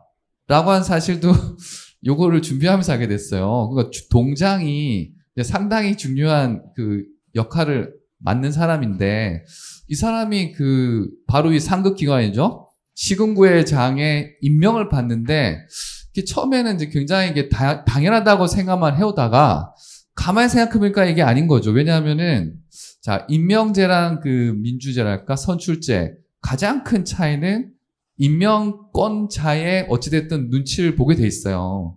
자 시군구의 장이 임명하는 동장은 누구의 눈치를 보고 누구의 목소리에 귀를 기울일까? 그의 임명권자인 시군구의 장이겠죠. 근데 만약에 주민이 선출한다 그러면은 읍면동장에 사실상 임명에 가장 중요한 영향을 미치는 사람들이 일반 주민이 될 테니까 이제 주민들의 목소리에 귀를 기울이고 더 이렇게 쉽게 말하면 눈치를 보겠죠. 주민들의 눈치를 보겠죠. 그러니까 그렇게 돼야 더 주민들의 가려운 곳을 더 긁어준다든지 뭔가 책임성, 책무성, 방향성 말씀 드렸는데 잘하면 책무성이라는 게 핵심은 그겁니다. 잘하면 계속하고 못하면은 교체된다. 그게 될 때 책무성이 보장된다고 하거든요. 그러니까 주민들이 봤을 때 잘하면은 재선될 것이고 못하면은 다른 사람으로 교체될 것이고 그렇게 돼야 더 주민들의 목소리에 귀를 기울이고 뭔가 하지 않을까. 그래서 이게 꼭 진짜 필요하겠다. 그리고 이제 너무나 저는 당연하다 싶었던 게 태어났을 때부터 이미 없었더라고요. 임명제가 계속 유지되고 있는 상황에서 저는 태어나서 살아왔더라고요. 그러니까는 당연히 동장 정도는 위에서 임명이 맞잖아 싶었는데 놀랍게도 알아보니까 1956년에 읍면동장 직선제가 도입이 돼가지고 2년이나 실시를 하다가 어쨌든 소위 자유당 때 다시 임명제로 갔어요. 그러다가 1960년 4.19 혁명 이후에 제2공화국 때 그때 다시 요것부터 살렸더라고요. 읍면동장 선거부터. 근데 이게 놀랍게도 언제 없어졌느냐? 바로 5.16 군사혁명, 쿠데타 이후에 군사정부 때 이거를 이제 중단시킨 다음에 아직도 하지 않고 있다. 그 말은 이제 87년에 민주화가 되면서 이제 대통령 직선제에만 초점이 맞춰졌고 의회 민주화 뭐 이런 데만 초점이 맞춰졌지 가장 주민들의 삶과 맞닿아 있는 이 가장 기초단체에서의 요 민주선거제 이거는 아직 부활되지 않고 있다. 그럼 결국 뭐 87년제 민주체제라고 하는데 우리가 아직 미완성 단계인 거죠. 미완성 단계. 사실 4.19 혁명 이후에 했던 이거를 다시 해야 되는데 지금 하지 않고 있는 거죠, 지금. 야, 그래서 제가 이걸 보고, 야, 정말 이거 중요한 과제구나. 그리고 이제 최근 논의들을 좀 봤는데요. 하여튼 뭐 제도와의 나랑 겪는데 그 찬반론이 있습니다. 찬반론이 있는데 반론이 상당히 만만치 않고 그래서 지금 이러고 있다는 걸 좀 또 말씀드리겠습니다. 그래서 어쨌든 저희들의 목표는 매우 분명합니다. 먼저 왜 지금 안 되고 있냐. 그 문제를 해결하려면 먼저 문제의 원인부터 알아봐야 되죠. 마치 그 아파가지고 병원 가면 의사들이 그 병의 원인부터 진단을 하듯이. 그래서 왜 안 되고 있나 법적인, 정치적인, 행정적인 이런 원인들을 먼저 분석을 해가지고 이 문제를 계속 유지시키는 요인들을 제거를 해야 바꿔야 결과도 달라진다. 그래서 이제 원인 분석부터 시작을 할 테고요. 그걸 통해 가지고 2차 목표는 시범적으로 읍면 동장 선거를 모델을 제시해서 이제 여기다 이제 방점 찍었습니다. 시행까지 하는 것을 목표로 합니다. 2차 목표를. 그래서 반드시 요 선거를 실시를 해가지고 이 성과를 평가하고 뭔가 보완하고 그래서 이제 전국적으로 확산하기 위한 법, 정치, 행정적인 그런 이제 실현 가능한 대안을 만든 다음에 이걸 가지고 이제 전국에 확산 시행한다. 그래서 저희들은 실천에 더 방점을 두고 지금 준비를 하고 있다 말씀드리고 싶고요. 자, 그래서 이제 이런 목표들을 달성하기 위해서 이제 저희들이 이제 여러 가지 중요한 질문들에 답을 해야 되더라고요. 가장 중요한 건 지금 현재 직선제가 없어지고 임명제를 지금 유지하고 있는 요인이 뭐냐. 말씀드렸듯이 법적인, 행정적인, 뭐 정치적인 이런 요인들이 뭐냐를 이제부터 답을 해야 되고 그 다음에 지금 직선제는 하지 않는데 몇몇 곳에서는 개방형 뭐 임용제 해가지고 주민 추천 같은 걸 받아가지고 하는 곳들이 좀 있더라고요. 자, 그러면은 직선제와 이런 추천제, 이 차이는 뭘까? 뭐가 더, 주민들한테 더 도움이 될까? 이런 것도 이제 검토를 해봐야 될 테고, 그 다음에 이제 국내외에서 읍면동장 선출을 하고 있는 그런 나라들이 있는데, 놀랍게도 바로 이웃나라 일본도 그 촌장 선거까지 하고 있고요. 그 다음에 대만도 이장 선거까지 하고 있더라고요. 이제 그런 곳에서의 이제 운영을 실제로 들여다보면서 또 시사점을 얻을 수 있겠고. 그래서 중요한 건 이제 시범 도입을 해서, 이제 시범 도입을 한 군데 하기 위해서도 제도 설계, 법령, 필요한 법 개정도 좀 필요할 수 있겠는데, 이제 조례 수준에서 할 수 있는 정도? 그 정도 이제 법 개정을 통해서, 어쨌든, 개방형으로 임명을 할 수 있다고 하는 그런 포지션을 선출을 했을 때 그게 이제 강제가 돼야 될 테니까 주민투표 결과는 그냥 참고만 하면 안 되잖아요. 그게 이제 강제될 수 있는 그 정도의 조례는 필요하겠더라고요. 어쨌든 그런 제도 설계를 해서 이제 실시를 하겠다. 그리고 이따 말씀드리겠지만 전국에서 가장 이 도입이 좀 가능성이 높아 보이는 지역이 경북 의성군입니다. 우리 회장님 고향이라서 선택한 것이 아니고요. 우연히 그렇게 되더라고요. 그 이유도 좀 이따 말씀드리겠습니다. 하여튼 그래서 이따 말씀드리겠지만 경북 의성군에서 처음으로 한번 해보는 거를 지금 2차 목표로 하고 있고요. 그다음에 이후 이제 전국 확산을 위해서 이런 개혁들이 필요한데 도대체 뭐가 필요한지 이런 것들이 저희들의 연구 질문이 일단 되겠습니다. 그리고 이제 아까 말씀드렸듯이 이게 읍면동장을 다시 선거에서 뽑자 이 찬반론들이 좀 있는데 우리 월간 주민자치에서 읍면동 민주화 콜로퀴움이라는 거를 진행을 하셨더라고요. 그 중에 6번째 모임에서 요거를 쫙 정리를 하셨어요. 그동안 나온 얘기들을. 그래가지고 제가 이제 거기서 보고 참고해가지고 이렇게 정리를 해본 건데요. 하여튼 찬성은 아까 말씀드렸듯이 민주주의 주민자치 책임세 항상 이렇게 결국은 읍면 동장들이 주민들의 목소리에 귀를 기울이게 해야 된다는 거죠. 저기 자기 임명권자 위에 있는 구청장 이런 사람들이 아니고. 그리고 이제 이게 오히려 더 행정 효율을 높일 수 있다는 그런 주장도 있고요. 그 다음에 무엇보다도 주민들의 목소리에 귀를 기울여야 지역 문제를 더 잘 해결할 수 있다. 뭐 다 옳은 말 같은데 왜 안 되고 있느냐. 이 반론이 만만치 않은데 만만치 않다는 거는 이게 더 설득력 있다는 뜻이라기보다는 이런 얘기하는 사람들이 지금 제도를 유지시키고 있다. 그 사람들이 하는 얘기입니다. 선출을 하면은 뭐 실제 행정 경력이 전무한 사람이 막 인기 몰아가지고 그냥 당선되고 그냥 그런 사람이 읍면 동장에 대해서 잘 할 수 있겠느냐? 전문성이 부족할 수 있다. 그 다음에 또 선거마다 뭐 이렇게 자꾸 바뀌면은 행정의 연속성이 저해될 수 있다. 그 다음에 무엇보다 또 이게 뭔 소린가 했더니 공직사회 사기 좋아. 이게 현실적으로 읍면동장 임명되는 사람들이 이제 지방 공직자들 이분들이 이제 막 20년 막 이렇게 열심히 해오시다가 이제 마지막에 이제 읍면동장 임명받고 이게 큰 낙인데 보람이고 이거 기회를 박탈하면은 우리 공직사회 사이가 떨어지는 거 아니냐. 그 다음에 또 선거를 실시하면 이 마을 내 분열이 초래되고, 뭐, 포퓰리즘, 뭐, 인기영합 주의가 뭐 성행하고, 그 다음에 또 뭐, 지금 현재 인사권자가 있는데, 뭐, 어쩌고저쩌고. 어쨌든, 뭐, 이런 반론들이 뭐, 만만치 않게 나오고 있는데, 가만히 생각해보는, 봐야 된다는 거죠. 뭐냐면, 어떤 제도도 장점만 있는 제도는 없습니다. 그죠? 다 일종의 상쇄관계, 뭔가 좋아지면 뭔가 나빠진 게 있는데, 읍면동장 선거를 도입하면은, 이런 분야, 이런 부분들은 분명히 좀 마이너스가 되겠죠. 근데 이런 부분들 분명히 이제 플러스가 될 텐데, 잃는 게 더 크냐, 얻는 게 더 크냐, 사실 그거를 비교를 해봐야 되는 거죠. 그래서 이쪽이 더 크다, 이쪽에 비해서, 라는 것을 이제 설득을 하는 것이 또 저희들의 과제가 되겠다 말씀을 드리고요.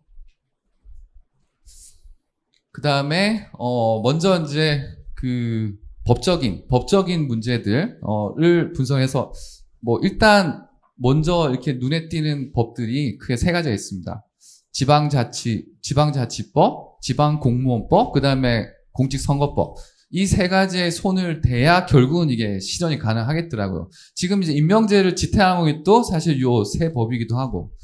그 다음에 왜 4.19 혁명 이후에 다시 부활됐던 그 읍면동장 선거가 왜 군사 쿠데타 이후에 5.16 이후에 없어졌다가 왜 87년 민주화 바람에도 불구하고 이게 부활되지 않느냐 이거를 이제 역사적으로 또 정치사적으로 또 맥락을 또 이해를 해볼 필요가 있고요. 그다음에 말씀드렸던 이제 일본, 대만 등과의 사례 비교. 그다음에 국내에서도 말씀드렸지 이제 읍면동장을 개방형으로 이렇게 뽑는 그런 이제 곳들하고도 이제 비교 연구를 좀 해볼 테고, 그 다음에 이제 실제로 설문이라는 게 뭐 일반 주민들도 있지만 인터뷰를 통해서 그 이해관계자들 실증 조사도 해봐야 될 테고요. 그 다음에 무엇보다 중요한 목표가 저희들이 그 시범 도입을 해서 이걸 시행하는 것이기 때문에 여기에 이제 초점을 둘 테고, 그 다음에 확대 시행을 위해서 뭘 해야 되는지. 그래서 이제 사회 비교 연구 지역들은 이렇습니다. 서울 금천구, 광주 광산구 이런 곳들이 읍면동장을 이게 임명 바로 하는 게 아니라 이렇게 개방해가지고 추천을 받아요. 추천을. 그리고 태안군 같은 경우는 이장 선거를 하고 있습니다. 이장 선거를. 그걸 뭐 자기들이 막 되게 또 자랑도 하고 있던데, 어쨌든 이런 것들은 그러면 어떻게 이런 게 가능했고 어떻게 돌아가는지도 좀 볼 필요가 있는데, 자, 의성군이 왜 중요하냐? 의성군이 역시 여기는 읍면장이겠죠? 읍면장을 주민 추천을 받아서 이렇게 하고 있는데, 그 이유가 그 전에 이제 군수가 이렇게 다 임명을 했더니 막 뭔가 문제가 많이 생겼어요. 문제가 많이 생겨가지고 주민들 간에 오히려 갈등이 막 생기고, 왜 저 사람이 나보다 뭘 나서 저 사람은 뭐 이렇게 임명해주고 나는 안 해주고 뭐 이런 문제들. 그리고 이제 임명된 요 읍면장이 또 뭔가 행정사무 처리 과정에서 뭐 문제도 막 생기기도 하고, 그래가지고, 임명하는 게, 골치 아프다. 이거를 이제 개방해가지고 추천을 받아서 하자. 근데 여기다가 이제 그냥 추천을 한다 했을 때, 추천위원회를 어떻게 구성하고, 참여도 어떻게, 어떤 사람들이 추천한 걸 받아주고, 그 다음에 추천한 사람들은 또 심사를 또 어떻게 하고, 또 그런 문제들이 있으니까, 아예 직선제로 가면 어떠냐라는 걸 이제 제안을 해볼 생각입니다. 그 다음에 뭐 해외 같은 경우에 말씀드렸듯이 대만의 이제 촌이장 선거, 일본은 이제 시정촌인데 촌장 선거 같은 것들 벤치마킹 할 테고, 그래서 결국은 이제 한국형 선출제를 이제 설계를 해보겠다. 그래서 이게 이제 저희들의 로드맵입니다, 로드맵. 내년 5월에 지방선거가 예정돼 있기 때문에 5월에 당선될 이제 시군구의 장이 선출된 이후에 이제 읍면동장을 임명을 하겠죠. 그때 이제 바로 이 직선제를 통해서 읍면동장을 뽑아보세요. 라고 해서 이제 그것을 시범 지역은 이제 의성군으로 해가지고, 의성군에서 이제 실시할 테고, 따라서, 의성군에서 한 7, 8월, 늦을 수도 있고요. 6, 7월? 하여튼 지방선거 때 당선된 새 군수님이 읍면장 선거를 할 수 있도록 하려면은 한 몇 달 전에까지는 이제 구체적인 어떤 설계안이 나와서 이렇게 또 합의를 해야 그래야 되지 않을까. 그래서 이제 내년 초까지는 지원도 설계안이 나오고, 그다음에 이제 의성군에서 실제로 시범을 해보고, 그다음에 여기서의 이제 평가를 통해서 일종의 표준 조례 규칙들을 마련해서 좀 다른 지역으로 확산할 수 있도록 한 다음에, 그다음 27년에는 이런 법제도 개선안을 국회에 제출을 하는 걸 목표로 합니다. 그래야 이제 국회에서 이 논의를 통해서 2030년 이제 차차기 지방선거 전에 이슈가 되고, 그래서 필요한 법제도가 개정이 된 다음에 2040년 지방선거 때에 맞춰서는 전국에 더 확대 시행될 수 있도록 하여튼 이런 로드맵을 저희들이 갖고 있고요. 네, 그리고 이제 요거를 같이 할 분들을 운 좋게 아주 훌륭한 분들을 많이 모셨습니다. 이게 이제 지금 이제 준비 단계에 같이 하시는 분들인데요. 제가 뭐 전체 이제 총괄을 하고 있고요. 우리 좀 이따 토론해 주실 하상원 교수님께서, 특히 우리 하상원 교수님은 풀뿌리 민주주의의 이론적, 경험적 연구 경력이 또 많으시고, 특히 또 미국의 사례를 가지고, 그래서 아주 이게 왜 필요하냐. 아까 말씀드렸듯이 기억나시나요? 이쪽에 반론, 이쪽에 찬성이 있었을 때 반대하는 이유의 대부분은, 뭐 쉽게 얘기하면은 행정 편의주의랄까? 행정가들의 뭔가 관료들의 어떤 이익에 더 맞춰져 있다는 필요성이 드는데, 어쨌든 그것도 뭐 중요하니까, 뭐 행정 영소성이라든지 전문성이라든지, 그에 비해서 어쨌든 주민들의 목소리를 귀 기울이는 이런, 읍면동장이 왜 필요하냐라는 것을 필요성을 아주 탄탄하게 잘 보여주실 거라고 기대를 하고 있고요. 그 다음에 우리 조영호 교수님이 읍면동장 선거가 왜 안 되고 있냐, 뭐 원인 분석인데, 특히나 또 역사적, 정치적으로 왜 안 되고 있냐, 우리가, 그런 쪽을 또 많이 분석을 해주셔서, 어쨌든, 이래서 지금 안 되고 있다. 정치, 행정, 쪽으로. 그 다음에 전민영 박사님이랑 오늘 같이 안 오셨는데, 이분은 법학자세요, 법학자. 헌법 전공하시는데, 이분이 또 지방자치, 주민자치 관심 많으시더라고요. 그래가지고, 이분이 이제 법률 문제, 법적으로 어떤 것들이 개정이 필요하고 또 어떻게 개정해야 될지 뭐 그런 이제 것들을 맡아주실 테고, 일단 뭐 간사도 한 분 계신데, 어쨌든 저희들이 이렇게 시작을 해보고 더 필요하면은 또 연구원이랄까 같이 하실 분들은 앞으로 늘어날 생각입니다. 네, 들어주셔서 감사합니다. 두 분 선생님들께서 시간을 잘 활용을 해주셨고요. 그래서 토론자 선생님들께서는 약 한 15분 정도, 20분 정도 시간을 드리겠습니다. 충분히 토론을 해주시고 이어서는 청중들께 기회를 드리도록 그렇게 하겠습니다. 자, 그러면은 지금 차재훈 교수님께서 지방정치학을 앞으로 이제 그동안 연구 동향들을 살피면서 향후 어떻게 지방정치를 좀 연구를 심화시켜 나갈 것이냐에 대한 함의를 매우 중요한 지적을 해 주셨습니다. 그래서 신재혁 교수님께서 지금 이제 우리가 2030년 되면은 읍면동장 직선제를 하는 걸로 좀 기대를 가져도 되겠습니다. 그래서 여하튼 그러기 위해서는 뭐 의성군뿐만이 아니고 몇 개 유력 후보들이 내년 지방선거 때 제가 당선이 되면 저는 읍면동량은 직선제로 가져가겠습니다. 이 공약이 나와줘야 이후에 구성되는 그 지방의회에서 조례로 성립이 되고 그것이 차근차근 구체화될 수가 있다. 그래서 그 전에 이 사례 분석 단계에서도 신 교수님께서 좀 이게 연구 결과들을 수시로 좀 발표를 해주셔서 유력 후보들이 그것을 좀 정책 공약화하는 작업들이 먼저 진행되면 매우 좋겠다 이런 생각이 듭니다. 그래서 그렇게 된다면은 상당히 추동력을 받을 수 있지 않겠냐라는 생각을 하게 됐다는 말씀을 드리고요. 자, 그러면 이어서 우리 지정 토론자 이 두 논문에 대해서 그냥 자유롭게 해주신 거죠. 김은경 교수님부터 모시도록 하겠습니다. 네, 안녕하세요. 건국대학교 정치외교학과의 김은경입니다. 우선 차재권 교수님은 워낙 또 지방 정치 관련해서 많은 연구를 하셨고, 제가 사실은 차재권 교수님 연구를 가지고 굉장히 공부를 많이 했던 경험도 있습니다. 그리고 이 연구 동향을 살펴본다는 그 의미 자체가 굉장히 크다고 생각하는데, 제가 다양한 연구 분야들의 어떤 연구 동향을 소개하는 글을 봤는데, 뭐 이번에 보내주신 것만큼 이렇게 자세하고 다각적으로 다층적으로 분석한 연구는 처음이었습니다. 감사드리고 저 스스로도 좀 많이 공부를 했던 그런 기회였습니다.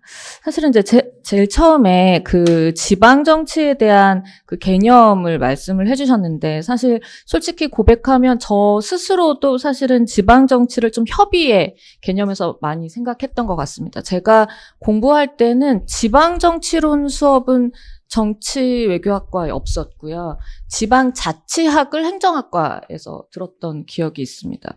그러다 보니까 사실 이 굉장히 제도적인 행정적인 측면으로만 좀 지방정치를 생각했던 것이 아닌가 했었고요. 그리고 그것이 이제 광의의 개념에서 어떤 정치학적 관점에서 접근을 해봐야 되겠다라고 생각했던 건 사실은 이현출 교수님 을 따라다니면서였습니다. 그래서 이현철 교수님께서 이제 건국대학교 시민정치연구소 소장을 맡고 계신데, 거기서 그 교내외적으로 굉장히 이 지방정치와 관련된 세미나를 많이 개최를 하셨고, 거기에 제가 참여하다 보니까 제가 너무나 그 협의의 한정에서 지방정치라는 것을 잘못 생각하고 있었구나라고 좀 반성하기도 했었습니다. 그러면서 저 또한 이제 의회와 입법 과정을 좀 전공을 하면서 지방 의회의 조례 분석 뭐 이런 것들을 좀 시도해 봤었는데요. 그것도 사실은 그냥 중앙 정치를 연구하다가 그것의 일환으로, 혹은 중앙 정치를 연구하는 그 연구 분야의 포화로 인해서 좀 지방으로 눈을 돌리는 그런 것들이 아니었나 좀 반성을 해보고요. 근데 또 사실 이 연구 동향을 살펴보더라도 거의 대부분이 그 좀 제도적인 부분에 접근하는 지방정치 연구더라고요, 여전히. 선거와 뭐 입법 영역에서 좀 많이 하는데, 그랬던 이유 중에 하나가 거의 연구자가 활용할 수 있는 데이터가 거의 없기 때문인 것 같습니다. 제가 이제 연구재단에서 신진연구 일환으로 불평등과 투표 참여, 또 불평등과 주민 참여 연구를 하고 있는데, 사실 투표 참여 연구할 때는 너무 수월했거든요. 데이터가 너무 많으니까 이거를 뭐 행정동 단위로도 보고 뭐 더 세분화해서 어떤 그 행정동에서도 또 투표소 나름대로도 또 살펴볼 수가 있었는데, 주민 참여를 보려고 하니까 어떤 걸 가지고 이걸 좀 정량적인 접근을 할 수 있는지가 너무너무 헷갈리더라고요. 그래서 제가 뭐 행안부에도 문의해보고, 뭐 자치단체에도 문의해보고, 심지어는 뭐 주민자치회에도 문의해보고 했었는데, 도저히 뭐 데이터를 찾을 수 있는 부분이 없었고, 그래서 심지어 이제 제가 이제 이전 학교에 있을 때 학부생 5명을 이제 그러면 참여 관찰을 해보자 해가지고 주민자치회에 보냈는데, 그 참여 관찰을 했던 데이터는커녕 학생을 잃었습니다. 그래서 다 사라졌습니다. 그 5명이.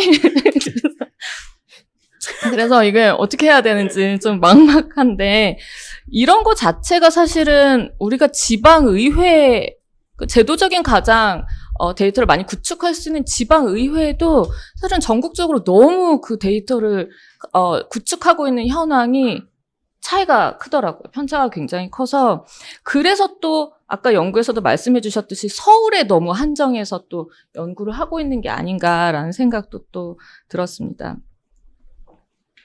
방법론적으로 보더라도 그 권역별 논문 편수를 보면 좀 영남권이 압도적이었잖아요. 뭐 이런 것도 사실은 계속 기존 연구에 좀 기대서 연구를 진행하다 보니까 후속 연구들이 그래서 거기에 연구가 많은 것들을 계속 좀 따라가는 것이 아닌가 생각이 들었고 또 방법론적으로 보더라도 그 정량적인 연구, 횡단 분석이 60% 이상이었고 그러니까 우리가 종단 분석이 어렵다는 것 자체도 또한 뭐 지금 자료도 없는데 뭐 이전 자료는 더 구하기가 어려우니까요. 그런 부분들을 연구자 측면에서 사실은 저는 이제 계속 그 대상자를 탓했었는데 원망하고 근데 연구자 측면에서 좀 반성을 하게 됐던 계기가 됐습니다. 그러니까 이런 것들을 데이터를 하나씩 구축하는 것 자체도 좀 연구자들이 해야 되는 몫이 아닐까라는 생각이 들었습니다. 마지막으로 저는 이제 학제 간 좀 연구가 활성화돼야 되겠다라는 생각을 요즘 하고 있는데요. 지금 학생들은 저와는 다르게 지방 정치를 굉장히 그 협의, 광의의 개념으로 다 생각을 하고 있습니다. 특히나 정치학을 전공하는 학생뿐만이 아니고 요즘에는 지리학과 학생들 또 뭐 도시 행정학을 하는 학생들도 다 이렇게 약간 지방 정치 쪽에 관심을 가지고 같이 좀 이 지방 정치를 광의의 개념으로 연구를 하고자 하더라고요. 그래서 뭐 인구 감소, 뭐 고령화, 기후 변화 이러한 여러 가지 좀 시대적인 흐름과 주제들을 좀 접목해서 좀 다학제적인 어떤 연구를 우리가 함께 해봐야 되는 것이 아닌가라는 생각이 들었습니다. 제가 신재혁 교수님의 연구는 토론을 제가 준비하진 않았지만 잠시 말씀드리면 이 연구의 필요성에 매우 공감합니다.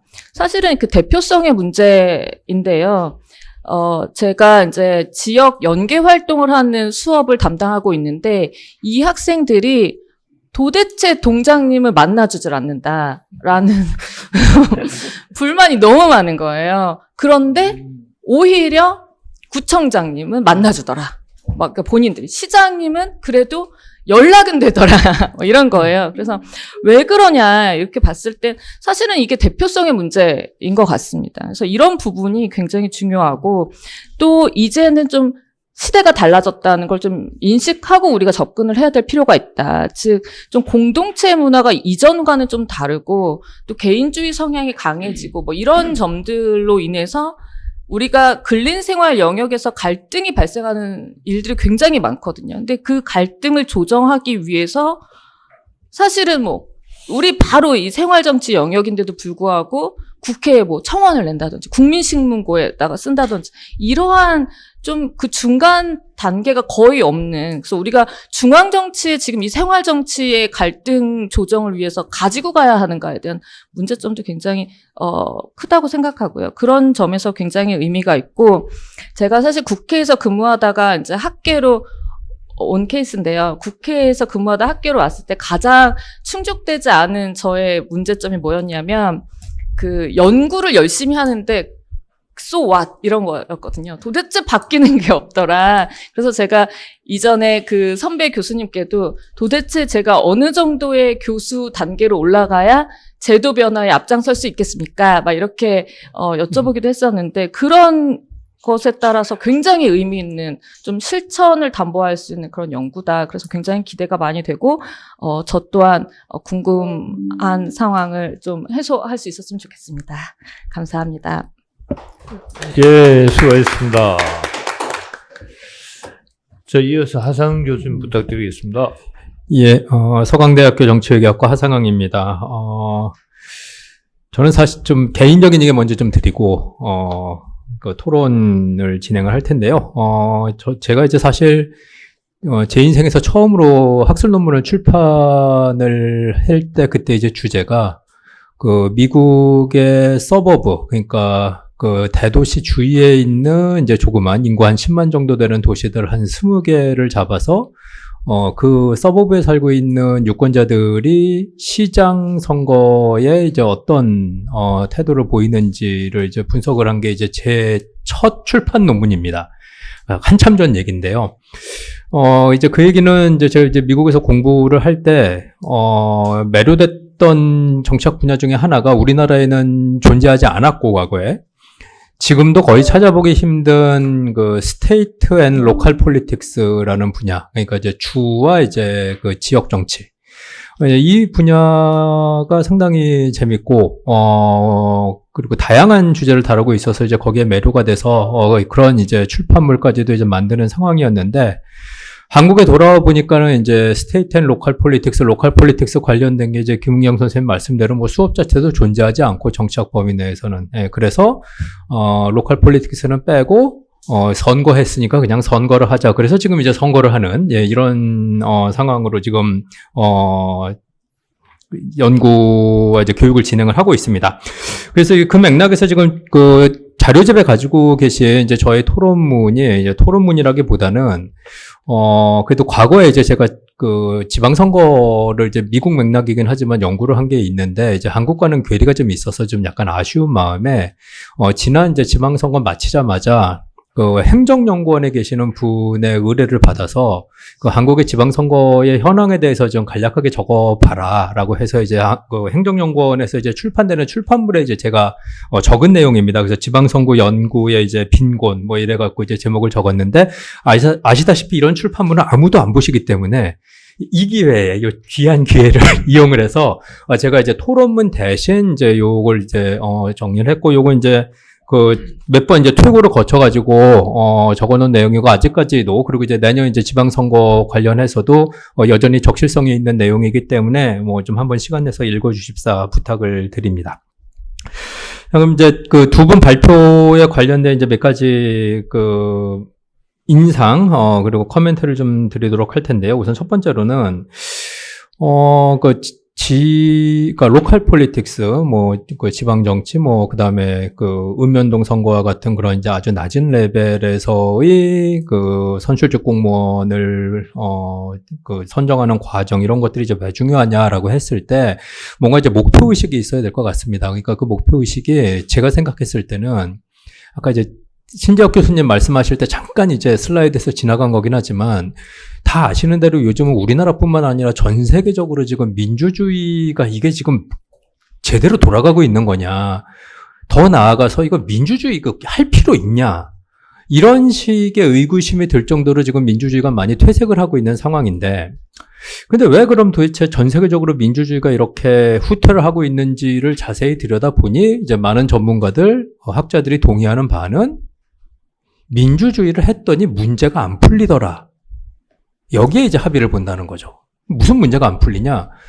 민주주의라는 게 사실은 서로 다른 의견을 갖고 있는 사람들끼리 서로 오랫동안 토의를 하고 수기를 해서 그래서 타협을 해가지고 정책을 만드는 게 민주주의인데 그 오랫동안 토론하고 수기를 하는 게 너무나 길어지는 나머지 임기 4년짜리 선출직 공무원이 수기하고 토론하다가 보면은 임기가 끝나고 그래서 다음에 다시 4년직 선출직 공무원이 들어오면 처음부터 다시 수기하고 토론하고 이러다 보면 결국에는 풀리는 문제가 아무것도 없다.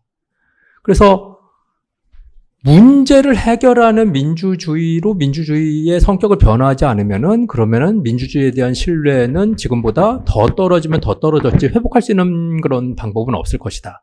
근데 이제 이게 중요한 그 지방 정치 혹은 이제 그 지역 정치 부활의 목표가 될 수 있는 것이 뭐 우리나라가 지금 겪고 있는 뭐 지역 소멸 문제 그리고 지역에서 겪고 있는 여러 가지 문제들이 중앙 정치에서 전혀 지금 반영이 되고 있지 않고 그리고 뭐 관심 대상도 아니다.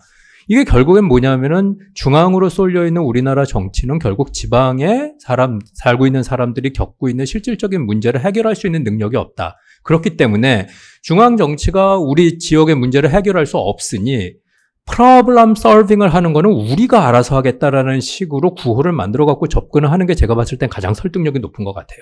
그러면서 포장하기로는 이거 문제 해결 안 하면 결국 권위주의자 나타나고 문제 해결 안 하면 포퓰리즘 생기고 이거 지역사업도 생기면 너네들 책임질 거냐 라는 식의 이야기로 좀 중앙 정치에 계신 분들을 설득을 해서 그 지방 정치의 운신의 폭을 넓히는, 그래서 problem solving 데모크라시를 하겠다라는 식으로 구호를 만드시는 게 좋을 것 같고, 그럼 이제 이 관련해서 지금까지 뭐 학계에서 논의된 내용들을 좀 간략하게 정리를 하면, 결국은 이제 분권 문제인데, 그러니까 이제 중앙이 가지고 있는 거를 이제 지방이 어느 정도까지 공유를 하거나 혹은 아예 이제 그 중앙이 가지고 있는 걸 빼앗아 오느냐라는 문제인데, 이것도 조금 체계적으로 공부를 하신 분들의 정리에 따르면 한 세 가지의 그 분권화, 그러니까 디센트럴라이제이션을 볼 수가 있다고 합니다. 그래서 지금 이제 신재혁 교수님 발표에서 나온 거는 이제 첫 번째 형식의 이제 분권인데, 이제 political decentralization, 그러니까 즉 지역에 계신 분들이 지역의 대표를 자기들이 알아서 뽑는다. 중앙 정치의 영향을 받지 않고, 이게 이제 하나고, 그다음에 이제 두 번째로는 행정 차원에서의 분권이 있겠죠. 이건 뭐냐면은 이제 중앙과 상관없이 지역에서 교육이니 보건이니 주거니 이런 중요한 정책들을 지역에서 알아서 만드는 거죠. 중앙의 영향을 받지 않고.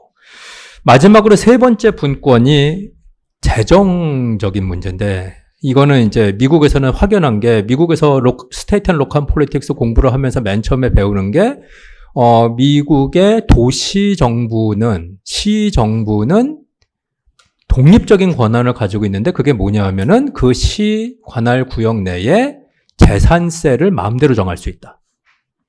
그래서 재산세를 미친 듯이 올리면은 부자들만 사는 동네가 되고, 재산세를 낮추면은 주위에 있는 소수인종이 들어오는 거고, 이거를 전혀 주정부랑 연방정부의 영향을 안 받고 시에서 알아서 결정을 할 수 있어요. 근데 이제 우리 같은 경우에는 그런 게 안 되는 거죠. 그래서 지금 논의 대상은 이제 아까 말씀드린 세 개의 디센트럴라이제이션 중에서 이제 폴리티컬 디센트럴라이제이션은 지금 얘기가 되고 있는 거고, 그다음에 행정 차원이라든가 아니면 재정 차원에서 이 분권이라는 거는 좀 아직 갈 길이 요원한데, 그래도 이거는 궁극적으로 장기적인 로드맵을 가지고 이제 진행을 해봐야 될 그런 내용이 아닌가라는 생각을 좀 해봤습니다.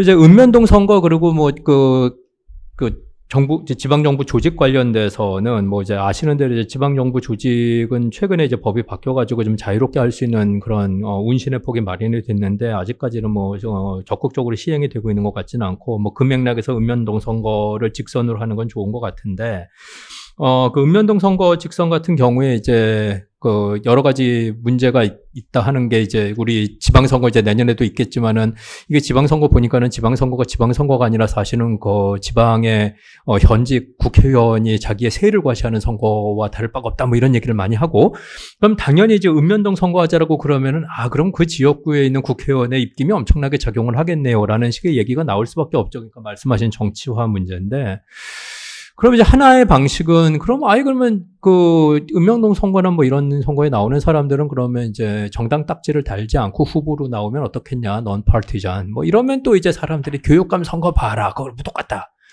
그러면 저의 생각은, 내일 주제긴 하지만 지역 정당 문제랑 좀 연결을 시키는 게 좋을 것 같다라는 생각을 합니다. 그러니까 지역 정당을 만들 수 있게 이제 선거법 정당법을 개정을 하고, 그리고 그 지역 정당을 만들게 되면은, 그러면 적어도 이제 중앙에 존재하고 있는 양대 정당의 입김으로부터는 좀 자유로울 수 있는 영역이 분명히 존재하지 않을까. 특히 뭐 이 지역은 모르겠고, 그 호남 같은 경우에는 일당족대인데 실질적으로.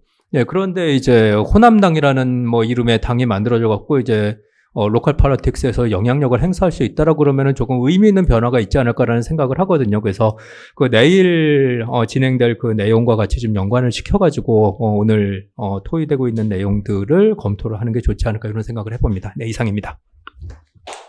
네, 수고하셨습니다. 이어서 단연간 그 읍면동장 직선제를 연구해 오신 김홍주 박사님께서 토론해 주시겠습니다. 예, 안녕하십니까. 세종연구원의 김웅주입니다. 예, 그 차재경구 교수님하고 그 신재혁 교수님 발표하신 게 굉장히 동떨어진 느낌이지만, 아니면 이게 굉장히 또 맞닿아 있다라는 생각을 했거든요. 그 차재경 교수님께서 발표하신 이런 지방 정치와 지방 자치에 관한 이런 흐름은 결국은 궁극적으로 우리가 지향하는 읍면동으로 나가야 되는 것이 아닌가라고 좀 생각을 하지 않을 수 없습니다. 그래서 그 과정 속에서 잘 생각해 보면, 이게 지방자치 30주년을 맞이하는 해에서 우리가 지방자치를 어떻게 지금 조망하고 바라봐야 될 것이냐를 좀 생각하게 되는데요. 그 과정 속에서 이렇게 공과 가가 분명히 있었다고 생각을 합니다. 그 발표에서도 잘 나와 있었지만 실질적으로 지방자치의 성과는 저는 그 의회뿐만 아니라 단체장을 직선제로 하면서 실질적으로 지방민주주의를 우리가 실천해 나갔다라는 게 가장 중요한 부분이라고 생각을 하고요. 그리고 잘 들리시죠? 그리고 주민들이 실질적으로 참여하면서 정책 결정 과정에서 역할을 행사해 나가기 시작했다는 그것이 이제 직접 민주제도를 통해서 많이 나타났는데 주민 투표 발언제, 소환제, 주민 소송제 등등의 그 참여 제도를 통해서 기존에 갖고 있던 대의제의 한계를 보완하기 위한 민주제적 제도들이 만들어지기 시작했다. 그 과정 속에서 주민들은 참여의 과정 속에서 효능감을 조금씩 느끼지 않았는가. 그럼에도 불구하고 이제 우리는 한계를 경험하지 않을 수 없었는데 실질적으로 그 정치 과정에서 나타나는 그 효능감의 문제가 좀 있었던 것 같아요. 주민들이 직접적으로 참여하면서 여러 가지 역할을 했지만 기존에 우리 민주적 제도는 대의제를 중심으로 이루어져 있었기 때문에 물론 대의제는 지방의회를 중심으로 지방자치제도는 운영되고 있고 지방의회는 실질적으로 행정사무를 감사하고 뭐 예산 결산 같은 걸 이제 예산 삭감 조정을 하고 입법 활동을 하고 단체장을 견제하는 여러 가지 활동들을 하고 있지만 정책 결정 과정에서 나타나는 여러 가지 민주적인 결핍을 해소하기는 좀 어려웠다. 그러니까 실질적으로 우리는 사회에서 살면서 일상에서 우리가 선호를 잘 나타내질 않아요. 왜냐하면 내가 지역에서 무엇을 좋아하는지 무엇을 싫어하는지에 대한 것들을 이 지역에서 해결하기 어렵거든요. 그러니까 나타내서 표현하기 어렵다라는 거예요. 그럼 실질적으로 내가 이런 어떠한 것들을 선호하는 것을 표시하지 않는다는 것은 정책 결정 과정에서 투표장에서 투표하지 않는다라는 것과 동일선상에서 우리는 해석할 수가 있습니다. 실질적으로 그러한 측면은 정책 결정 과정에서 어떤 정치적 무관심을 우리에게 유발을 하고 그래서 지역에서 내가 선호하지 않으니까 표시하지 않고 그건 투표하지 않는다는 의미고요. 그렇다 보니까는 지방선거의 선거 투표율이 굉장히 낮습니다. 실질적으로.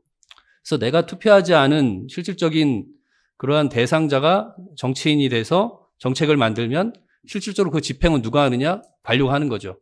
그럼 그 정책 실패를 누가 감당하느냐는 것은 4년에 한 번씩 선거를 통해서 이루어지기 때문에 그때의 평가를 받는 겁니다. 그러다 보니까 정책 결정 과정에서 주민들이 참여하면서 느끼는 효능감의 문제가 상당하기 때문에 실질적으로 우리는 정치 과정에서의 어떤 그 합리적 무지라는 것을 그 안에서 뭐 당연하게끔 그러니까 내가 투표장에 가지 않는 것이 실질적으로 나에게 합리성을 부여한다라는 거죠.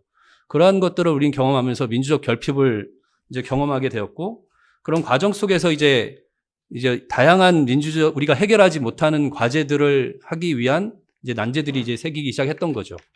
그 과정 속에서 이제 우리는 어떻게 보면 민주성 어떤 공공성의 어떤 위기를 맞이한 게 아닌가 실질적으로 현재 우리 사회는 그 공공성의 위기라는 것은 그러니까 실질적으로 나의 문제와 남의 문제를 서로 나누지 않는 그러니까 나의 문제와 남의 문제를 나누지 않다 보니까 어떤 지역사회 문제로까지 이어지지 않는 한계점들을 경험하게 되고 그렇다 보니까 지역사회 의제에 대한 무관심으로 이어지는 그러한 것들을 우리는 목도하지 않았나. 그러다 보니까는 다양한 사회적 격변 형상 사회 속에서 우리는 디지털 시대를 경험하고 그리고 그 코로나19와 같은 사회적 격변 형상을 경험하면서 그것을 해결하기 위한 정부 차원의 사이드의 문제가 아니라 우리가 주민과 어떻게 보면 지방이 협력해서 공동 생산이라는 측면에서 아니면 공공의 그 가치의 공동 창출이라는 측면에서 그러니까 주민이 어떻게 보면 공공 서비스의 수혜자를 위한 어떤 대상자가 아니라 실질적으로 관과 민이 협력해서 공공 서비스를 만들고 집행하고 평가하는 일련의 과정 속에서 서로 창출해 나가는 과정을 우린 경험해야 돼야 된다는 여러 가지 그런 문제를 던져준다는 관점에서 읍면동장 주민추천제는 그러한 측면에서 풀뿌리 민주주의를 강화시키는 과정 속에서 굉장히 중요한 제도가 아닌가라고 좀 생각을 하고요. 그래서 그러한 과정 속에서 우리는 이제 무엇보다 분권을 요구하는 상황이긴 합니다. 실질적으로 중앙으로부터 지방에게 많은 권한과 재원을 내려달라고 하고 있지만 현재로서의 어떠한 성과들은 분명히 보였습니다. 아까 말씀하셨듯이 재정적인 분권 측면에서 소비세부터 해서 다양한 재원이 지방으로 이관을 하면서 지방자치단체는 그래도 자율적인 어떤 재정 운영과 함께 조직의 운영, 그다음에 행정 권한을 위임하면서 뭐 어떤 자치 행정에 관한 부분에서의 자율성을 조금 더 가지게 되었지만 그럼에도 불구하고 이런 분권 측면에서도 한계도 많이 나타났다. 특히 입법적 측면에서 우리가 지방자치단체가 스스로 정책을 결정하면서 조례를 통해서 법률을 뛰어넘거나 법률에 근거하지 않는 상태에서 정책 결정할 수 있는 어떤 기제가 마련되지 않기 때문에 그러한 한계를 경험하게 되었고, 그래서 이런 분권의 한계를 경험하면서 실질적으로 지방자치단체는 중앙에게 권한을 내려달라고 하지만 그런 권한을 일부 이양받는다고 하더라도 지방자치단체는 주민과 또 어떻게 나눈지에 대한 문제 해결 부분이 있었던 거죠. 그러니까 지방이 아무리 권한을 제주도 같이 가져도 실질적으로 제주도의 권한이 많은 것에 대한 주민의 효능감은 제주민은 없다.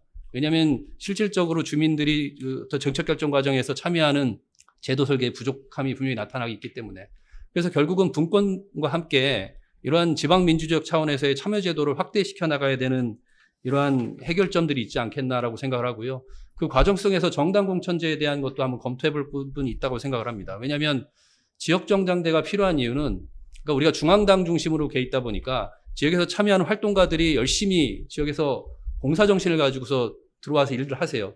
그럼에도 불구하고 어떠한 목소리를 내기 시작을 하면 중앙당의 어떤 흐름에 의해서 저 사람은 정치하려고 한다라는 색깔이 이제 씌워지게 되는 거죠. 그러니까 순수한 어떤 의도에 의해서 마을에서 활동을 하는 분들이 중앙당의 어떤 정치 논리에 의해서 정치색이 이제 씌워버리면 그분은 어떻게 보면 그러한 순수한 어떤 활동들이 왜곡될 수밖에 없는, 그리고 눈치를 볼 수밖에 없는 그런 한계들이 있기 때문에 저는 정당 공천제에 있어서의 어떤 한계를 극복하기 위해서 지역 정당제도 좀 활성화시킬 필요가 있지 않겠나라고 좀 생각을 하고요.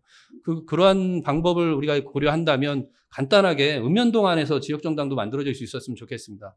그래서 읍면동 안에서 지역 정당에서 활동하시는 분들이 지역 정당을 통해서 정치에 입문할 수 있는 어떤 루트를 만들어주는 거. 대신 시도 같이 자치구 시군구 의원은 나갈 수 있지만 국회의원 선거는 안 나가면 되는 거거든요. 지역 정당 출신들은. 왜냐하면 지역을 대표하는 거기 때문에.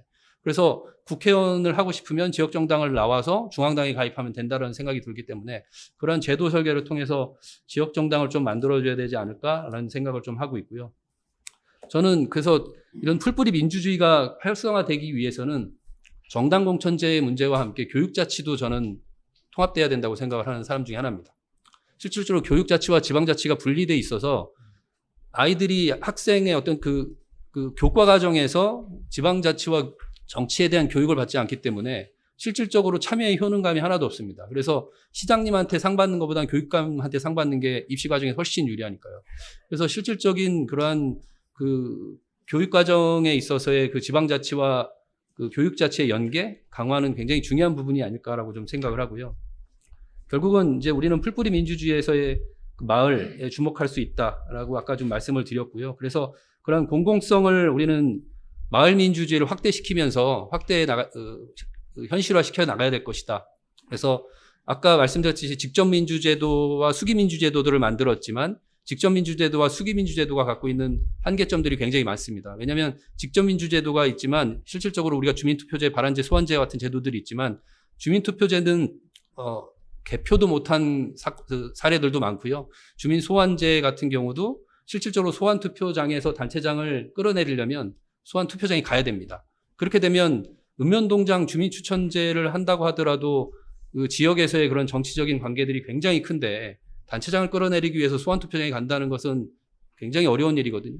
그리고 뭐 주민감사 청구제라든가 소송제 같은 경우도 있는데 주민감사 청구를 한다고 하더라도 3년의 요건이 있는데 지방자치단체에서 감사 청구했을 때 안 받으면 그만입니다. 소송을 걸 수가 있거든요. 근데 소송을 걸면 이게 재무적 행위랑 비재무적 행위랑 나누어져 있어서 재무적 행위만 소송이 가능합니다.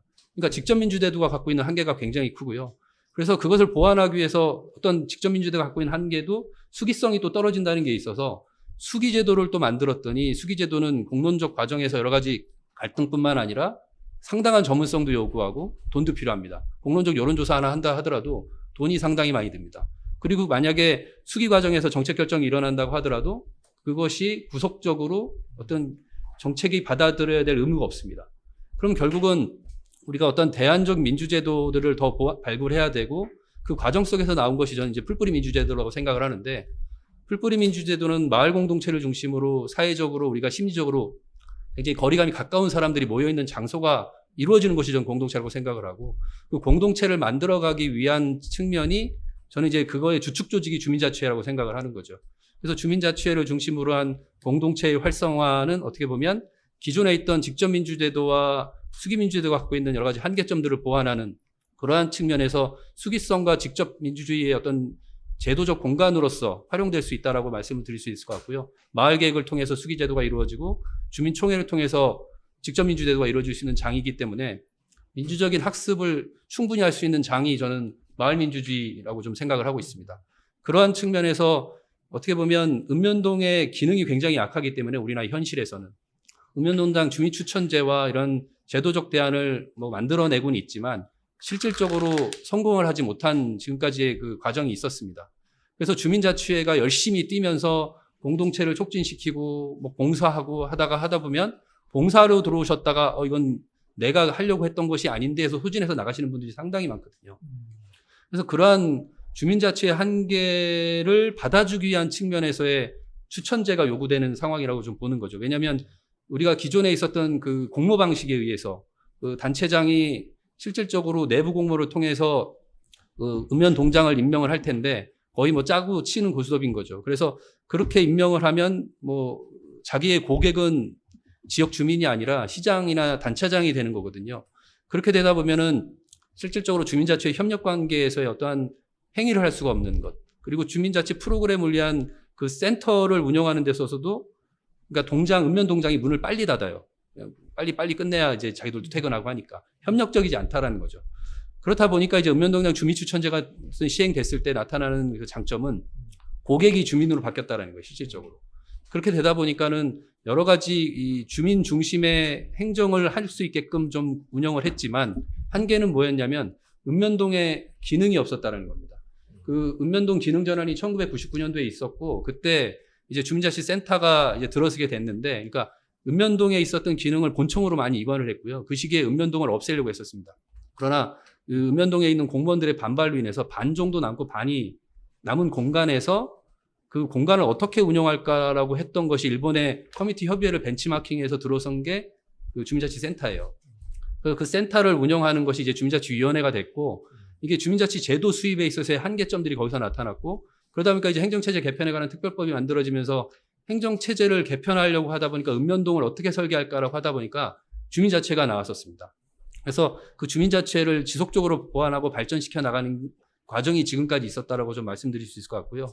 그 과정 속에서 이제 읍면동장을 추천하는 방식을 했더니 기존의 기능 전환을 해서 읍면동이 기획적으로 할 수 있는 사무들이 아무것도 없는 거죠. 일선행정기관이기 때문에 기존의 예산실에서 예산이 편성된 거를 그대로 집행하고 계획적으로 주민과 협력적으로 어떠한 사무들을 발굴해서 집행할 수 있는 여건이 하나도 없었던 거죠. 그러니까 개방형 읍면동장제가 실패했던 이유가 바로 그겁니다. 무엇인가 혁신적으로 만들려고 해도 이미 정해진 사업에서 재량사업비 정도만 있기 때문에 그 재량사업비는 예비비 성격이어서 굉장히 소액이거든요. 그러니까 읍면동장이 할 수 있는 사업이 없는 거예요. 그러면 이제 어떻게 보면 금줄 달기 정도만 하는 거예요, 실질적으로. 그래서 뭔가 창의적인 사업을 발굴하는 데 있어서 한계점들이 나타났고, 그래서 이제 결국은 우리가 직선제나 여러 가지 논의들을 하고 있지만 저는 이제 읍면동에 대한 여러 가지 행정체제 개편이 있어야 지방자치단체의 어떤 의미로서의 읍면동이 변모해야만이 저는 직선제가 굉장히 효능감 있게 다가올 거라고 생각을 하고요. 현재로서는 추천제 방식에서 내부 공모를 어떤 식으로 해 나갈 것이냐. 그래서 현재 주민추천제 방식은요, 내부 공모 방식에서 내부 심의위원을 두는 것이 아니라 주민자치회나 지역 주민들이 그 공모 방식에 들어와서 심의위원을 구성하게끔 하는 것이 추천제 방식이거든요. 그것을 세종시 같은 경우는 조례로 하지 않고 간단하게 단체장 방침을 했기 때문에 이 정권이 바뀌면서 그냥 조례 폐기도 이어지지 않게 그냥 내부 공모 방식으로 공무원에게 이제 돌아가는 이러한 이제 현상을 좀 맞이했던 상황이었었는데, 저는 이 주민추천제에 대한 제도적인 그 성과와 의미는 굉장히 크다고 생각을 하기 때문에 실질적으로 읍면동 기능전환과 함께 그 지역의 밀착형 사무들이 전 내려야 된다고 생각을 합니다. 문화도시 조성을 한다고 해서 국토부 문화관광부 사업을 하려고 하면요, 문화도시 조성은 읍면동에서 이루어지는데 본청이랑 연계해서 본청 사업인 줄 알고 있습니다. 문화예술을 위해서 본청은 움직이거든요. 근데 읍면동에서 이루어지는 문화도시 조성 사업은 실질적으로 주민자치 사업과 예전에 비슷했습니다. 그래서 결국은 그러한 주민 밀접형 사무들이 읍면동으로 내려오고 그 읍면 동장들이 추천제든 직선제든 실험할 수 있게끔 그런 기획 기능들이 넓어지면서 협의 공간이 커져서 의회의 어떤 그 대안적 역할로서의 주민자치회가 할 수 있는 공간을 만들어준 다음에 그 안에서 그 여러 가지 협력적 사무가 공동으로 창출될 수 있는 틀을 만들어준다면 저는 좀 더 성과를 많이 낼 수 있지 않을까라고 생각을 하고 있습니다. 네. 여기까지 토론 마치겠습니다. 감사합니다. 그 세 분 지정 토론을 다 들었습니다. 하 교수님께서 되게 중요한 얘기를 하신 것 같습니다. 그 problem solving democracy라고 하는 거죠. 지방자치, 사실 지역의 민주화를 위해서는 무엇을 위한 민주화냐, 이게 되게 중요한데, 사실 제가 그 금년도 우리 주민자치회 신년도 세미나에 가서 그런 얘기를 했었습니다. 요즘 1000만 고령 사회가 됐잖아요. 65세 이상 인구가 작년 2024년 12월부로 1000만이 됐습니다. 이 인구의 20%가 지금 이 고령자가 돼 있는데, 근데 이 고령 사회의 돌봄 문제라고 하는 게 어마어마하게 중요한 과제가 됐습니다. 유아들 돌봄은 이제 돌봄도 아닙니다. 그래서 정말 돌봄인데 이걸 전국적으로 표준 조례를 던져서 사회적 돌봄이 이루어질 수 있냐? 없습니다. 지역에 맞게끔 고유한 돌봄 시스템들이 개발되지 않으면 그 지역 그냥 가는 겁니다. 그런데 이게 잘 안 됩니다, 사실. 그래서 조금 전에 김홍주 박사님 말씀하신 대로 각각 지역의 특징에 맞는 교육들이 나와줘야 되는 것이잖아요. 그래서 돌봄, 사회적 돌봄도 그렇고, 뭐, 매사가 문제를 풀어가는데 지역의 아이디어, 지역의 고유한 독창성이 제시되지 않으면 그 문제를 풀 수 없습니다. 지난번 코로나19가 막 번창할 때, 서초구 뭐 마음 카페 이런 게 잘 돼 있는 데는요, 코로나 환자 거의 없이 끝났습니다. 이 행정에서 과제를 던지고 대책을 제시하기 전에 마음 카페에서 이미 대책들이 다 돌아다니는 겁니다. 그 정도로 사회적 자본이라고 하는 게 매우 중요한 의미가 있는데 우리는 그동안 그런 가치들을 되게 소홀히 해왔던 게 아니냐.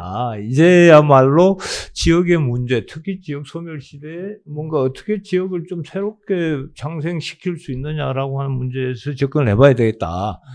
그런 측면이 매우 중요한 거고, 두 번째는 근데 지역이 정말 안 바뀐다. 특히 행정 체제가 말이에요. 제 고향이 경상남도인데 과거에 인구 20만이었었습니다. 국회의원 2명을 뽑았습니다. 그때 17개 읍면이었었습니다. 근데 지금 인구 4만 명을 간들간들하게 유지를 하는데 17개 읍면이 그대로 유지되고 있습니다. 이거 왜 그렇습니까? 이게 있을 수 있는 일입니까, 민간에서는? 송 의원님께 그래서 토론 겸 한 말씀 부탁을 드리려고 하는데, 읍면동 동장 직선제 하자 그러면 공무원들이 그렇게 우울할까요? 한번 질문을 던지면서 토론을 좀 부탁을 드릴까 합니다.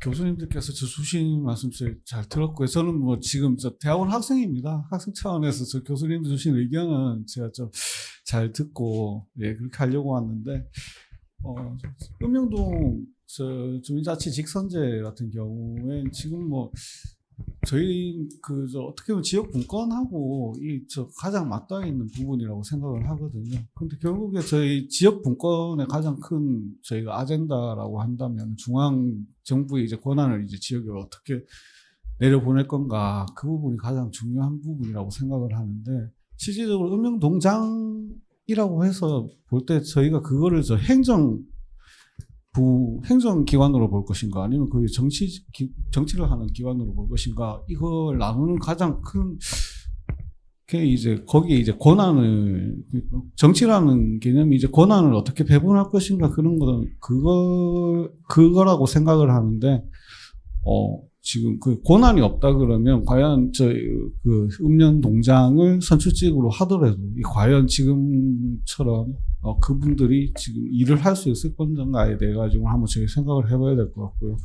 그 부분은 이제 시나 이제 광역 의원들도 마찬가지인 것 같습니다. 지금 중앙정부에서 앞서 이제 김웅주 연구원께서도 박사님께서도 말씀을 주셨지만 중앙에서 이제 저희 예산 권한은 많이 지금 내려보낸다 하지만 그 부분도 지금 저희 지역에 있는 광역의원 입장에서는 많이 부족한 부분들이 사실이거든요. 지역의 이제 재정 자립도나 이런 부분들, 그리고 지금 각 그 지자체의 이제 이런 입장뿐만 아니고 지금 각 지역 지자체마다 이제 다 특성이 틀립니다. 특히나 지금 이제 지역 소멸과 관련해가지고는 지자체에서 이제 이탈되는 청년들을 이제 잡기 위한 사업들이라든지 아니면은 그 지역이 가지고 있는 특성을 통해서 이제 지역 발전을 만들려고 하는 이런 인프라 사업들은 엄청 많은 예산을 또 소요를 해야 되거든요.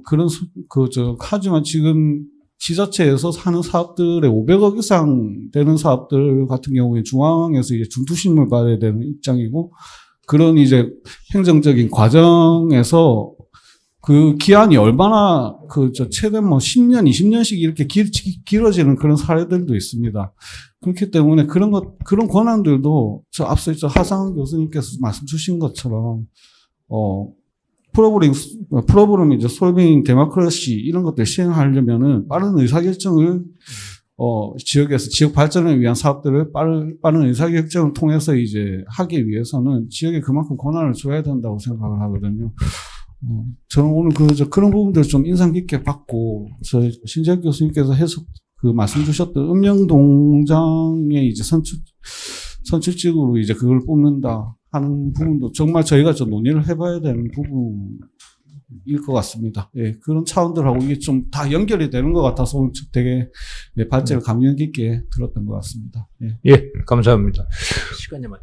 예, 저희들이 아까 10분 늦게 시작을 해서 10분 늦게 반에 끝나는 걸로 되어 있는데, 혹시 경남주민자치 총장님이나 상임이사님 질문이나 한 말씀 코멘트 하실 게 있으시면은.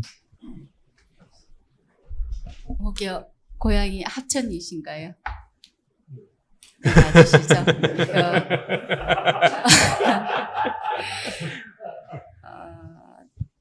합천에서는 사실 좋은 돌봄 사례가 있습니다. 이제 주민자치가 좋은 사례를 했던 것이 이제 동네 어르신들을 요양원 보내지 않기, 이런 것을 하고 있습니다. 이제 동네 분들이 같이 어르신들을 모시면서 요양원 보내지 않기, 주민자치에서 그런 사업을 하고 있습니다. 그만큼 주민자치가 중요한 역할들을 하고 있죠. 여기 학회에서도 주민자치 계속 외치고는 있지만 실상은 주민자치는 이루어지지 않고 있습니다. 어디를 가나 사실 주민자치는 계속 외쳐지고 있지만 우리 주민자치는 어디에서도 환영받지 못하고 있죠. 근데 제가 외치고 싶은 것은 실상 이것이 왜 그렇느냐, 딱 두 가지입니다. 지금 지방정부든 무엇이든 이게 되지 않는 것은 바로 무엇이냐, 권력과 재정입니다. 재정. 그리고 권력이죠. 권력을 놓고 싶지가 않으니까 지방정부를 그거 하지 않고 재정을 주고 싶지 않으니까 실상은 지방정부가 제대로 굴러가지 않는다라고 저는 그렇게 생각을 하거든요. 그리고 이제 주민자치를 시의원, 기초의원님께서 와 계시고 좀 전에 발언도 하셨습니다만은 저 같은 경우에는 실상은 주민자치가 제대로 제도적으로 이루어지고 있다라면 기초 지방 의회는 없어도 된다라고 생각하는 한 사람이기도 합니다. 그렇게 생각하는 한 사람이고요. 좀 전에 이제 엄면 직선제에 대해서 이제 한 교수님께서 발언을 해주셨는데 두 가지의 방법론이 있습니다. 한 가지는 뭐냐면 개방형이고요. 한 가지는 행정에서 이제 그 선출을 해 주는 방법이 있습니다. 이제 그 장점과 단점을 말씀하셨죠. 그러니까 개방형 같은 경우에는 물론 이제 그 20년간의 행정을 해왔던 사람들의 자리를 뺏는 이제 그 단점이 있기도 하지만 그 20년간을 해왔던 자리를 보존을 해 오면서도 자기가 이 읍면을 어떻게 살려갈 것인가를 만약에 자기가 나와서 그 정책을 발표를 하고 정말 내가 이 읍면을 잘 살려가겠다. 내가 행정에 20년간을 잘 해왔던 것처럼 해나가겠다라는 예를 들어서 내가 6급의 팀장으로서 그거를 정책을 발표를 하고 직선제로서 할 수 있는 그 읍면 동장을 하면 저는 그런 방법론도 아주 좋다라고 생각을 합니다. 그런 방법론을 했어도 굉장히 좋을 것 같고요. 여러 가지 방법론은 있는데 실상 여러 분야에서 학회에서든 어디서든 실상은 주민자치를 많이 외치고 있지만 우리나라의 지금 주민자치는 갈 길이 아주 멀고 힘든 상황에 있지 않느냐. 그리고 곳곳에 보면 주민자치가 아주 지금도 프로그램만 운영을 하고 있는 그런 실정이기도 하지만 합천 같은 경우 좋은 사례들도 있다. 우리 그 골짜기 대병명 같은 경우에는 그 인구가 20만에서 지금은 4만 명 정도밖에 안 되지만 20만 일대에 목욕탕을 운영했던 그 면에서 이제는 인구가 없어서 목욕탕을 운영을 할 수 있는 그 정도가 되지 않으니까 이 목욕탕을 이제 폐쇄를 할 수밖에 없는데 군에서 예산을 받아가지고 주민자치에서 자체적으로 업에까지 갈 수 없는 어르신들을 위해서 주민자치에서 이제 목욕탕을 운영을 해서 어르신들에게 이제 목욕탕을 이제 이용을 할 수 있도록 이렇게 운영을 하고 있는 이런 면도 있더라. 그만큼 주민자치가 중요한 역할을 함에도 이제 주민자치는 많은 홀대를 받고 있다라고 알겠습니다. 생각을 감사합니다. 네. 자, 말씀 안 시켰더라면 큰일 날 뻔했습니다. 자, 전상직 회장님, 이번 패널에 대해서 좀 강평 말씀을 한 말씀 해주시죠. 네, 강평이라기보다가 고맙습니다. 실제 제가 봤을 때 이제 이거 현장 이야기입니다. 서울은 구청장한테 찍혀도 사는데 아무 지장 없습니다. 종로구청장, 나 아무리 찍어도 밥 먹는 거 용산구 가서 먹어도 되고. 근데 시군구에 있는 친구들한테 얘기를 들으면 찍히면 살 방법이 없어요. 자, 이 얘기를 우리가 이제 좀 뒤집어 놓고 보면 행정 권력이 그만큼 사람을 괴롭힌다는 얘기고 정치 권력이 사람을 괴롭힌다는 얘기거든요. 자, 이게 이제 저는 문제가 그거라고 생각합니다. 어떨 때 이걸 느꼈냐면, 이제 내년에 지방선거 하는데, 이제 저는 주민자치 협의회장 보고, 자, 후보 나오면, 모조리 불러다 놓고 공개 토론하자. 주민자치 공약을 내거라. 그리고 거기에 질의응답 하게 하자. 그랬더니만, 이 양반들이 못해요. 왜 못하냐면, 찍힌다는 거예요. 이 사람 저 사람 두 사람한테 다 찍힌다는 거예요. 못하겠다는 거거든요. 이거를 이제 한번 봤으면 좋겠고 또 하나는 우리가 인식을 해야 될 게 제주하고 세종이 광역자치단체의 기능이지만은 실제는 인구가 4, 50만 밖에 안 돼요. 조그만해요. 나는 세종시 같은 경우는 이제 그쯤 되니까 주민자치를 정말 멋있게 한번 해보겠다고 그래서 초기에 했는데 거기도 과장이 서기관이구나. 세종도 다른 데 시군에는 사무관인데 서기관이 어쩌네 의혹이 있는지 다 제껴놓고 자기가 직접 주민자치위원회를 다 통과를 해버려요. 이게 주민이 아니라 완벽한 통치가 되는 제주도하고 똑같아요. 자, 이 현상을 우리가 또 어떻게 봐야 될 것인가. 주민자치회는 세종시는 자치행정과장의 놀이터지 이 전문가들이 거기다 발을 붙일 수가 없어요. 이제 이렇게 보면 관이 얼마나 쥐고 있느냐는 문제인데 이제 여기서 중요한 거는 제가 봤을 때는 왜 그러면 너는 주민자치를 하려고 그러냐면 세종시는 세종시 행정만 잘하면 돼요. 잘하면 되고 읍면동장도 읍면동 행정만 잘하면 되는데 거기 사는 사람은 자기 인생을 살아요. 행정만 하는 게 아니고 정치만 하는 게 아니고 모든 인생을 걸고 거기서 살고 있는데 이 사람들을 행정밖에 모르는 사람이 지배한다고 하는 거는 한국 사람을 일본 놈이 지배하는 거나 저는 조금 더 다르지 않다고 보거든요. 전인적인 공간이 돼야 되는 이 영역을 행정적인 안목으로만 재단한다 그러면 많이 잃는 게 있잖아요. 그래서 이 부분을 어떻게 해야 되는가. 이게 저는 이제 숙제인데, 지난번에 제주도 가서 그 얘기 했습니다. 제주도는 그 중간에 서귀포시, 제주시, 이 4개 있던 걸 없애버렸잖아요. 이거 다시 살리겠다고 그래가지고, 그러지 말고 차라리 읍면동장을 선거해가지고, 읍면동을 기초자치단체로 만들어라. 45명이거든요. 만들어라. 한 3만 명 좀 되니까 만들어 봐라. 그랬더니 죽어도 안 하는 거예요, 이것도. 이게 나는 이 양반들이 뭔 생각을 하는지 모르는 이제 아주 단견의 행안부 공무원들이거든요. 근데 그래도 이 양반들을 어떻게든지 간에 설득을 해야 되는데 정치인들도 안 하려고 그럽니다. 이 부분에 관한 설득을 어떻게 해야 될지 그런데 신재혁 교수님 몫이십니다. 감옥이 부탁드리겠습니다. 예, 감사합니다.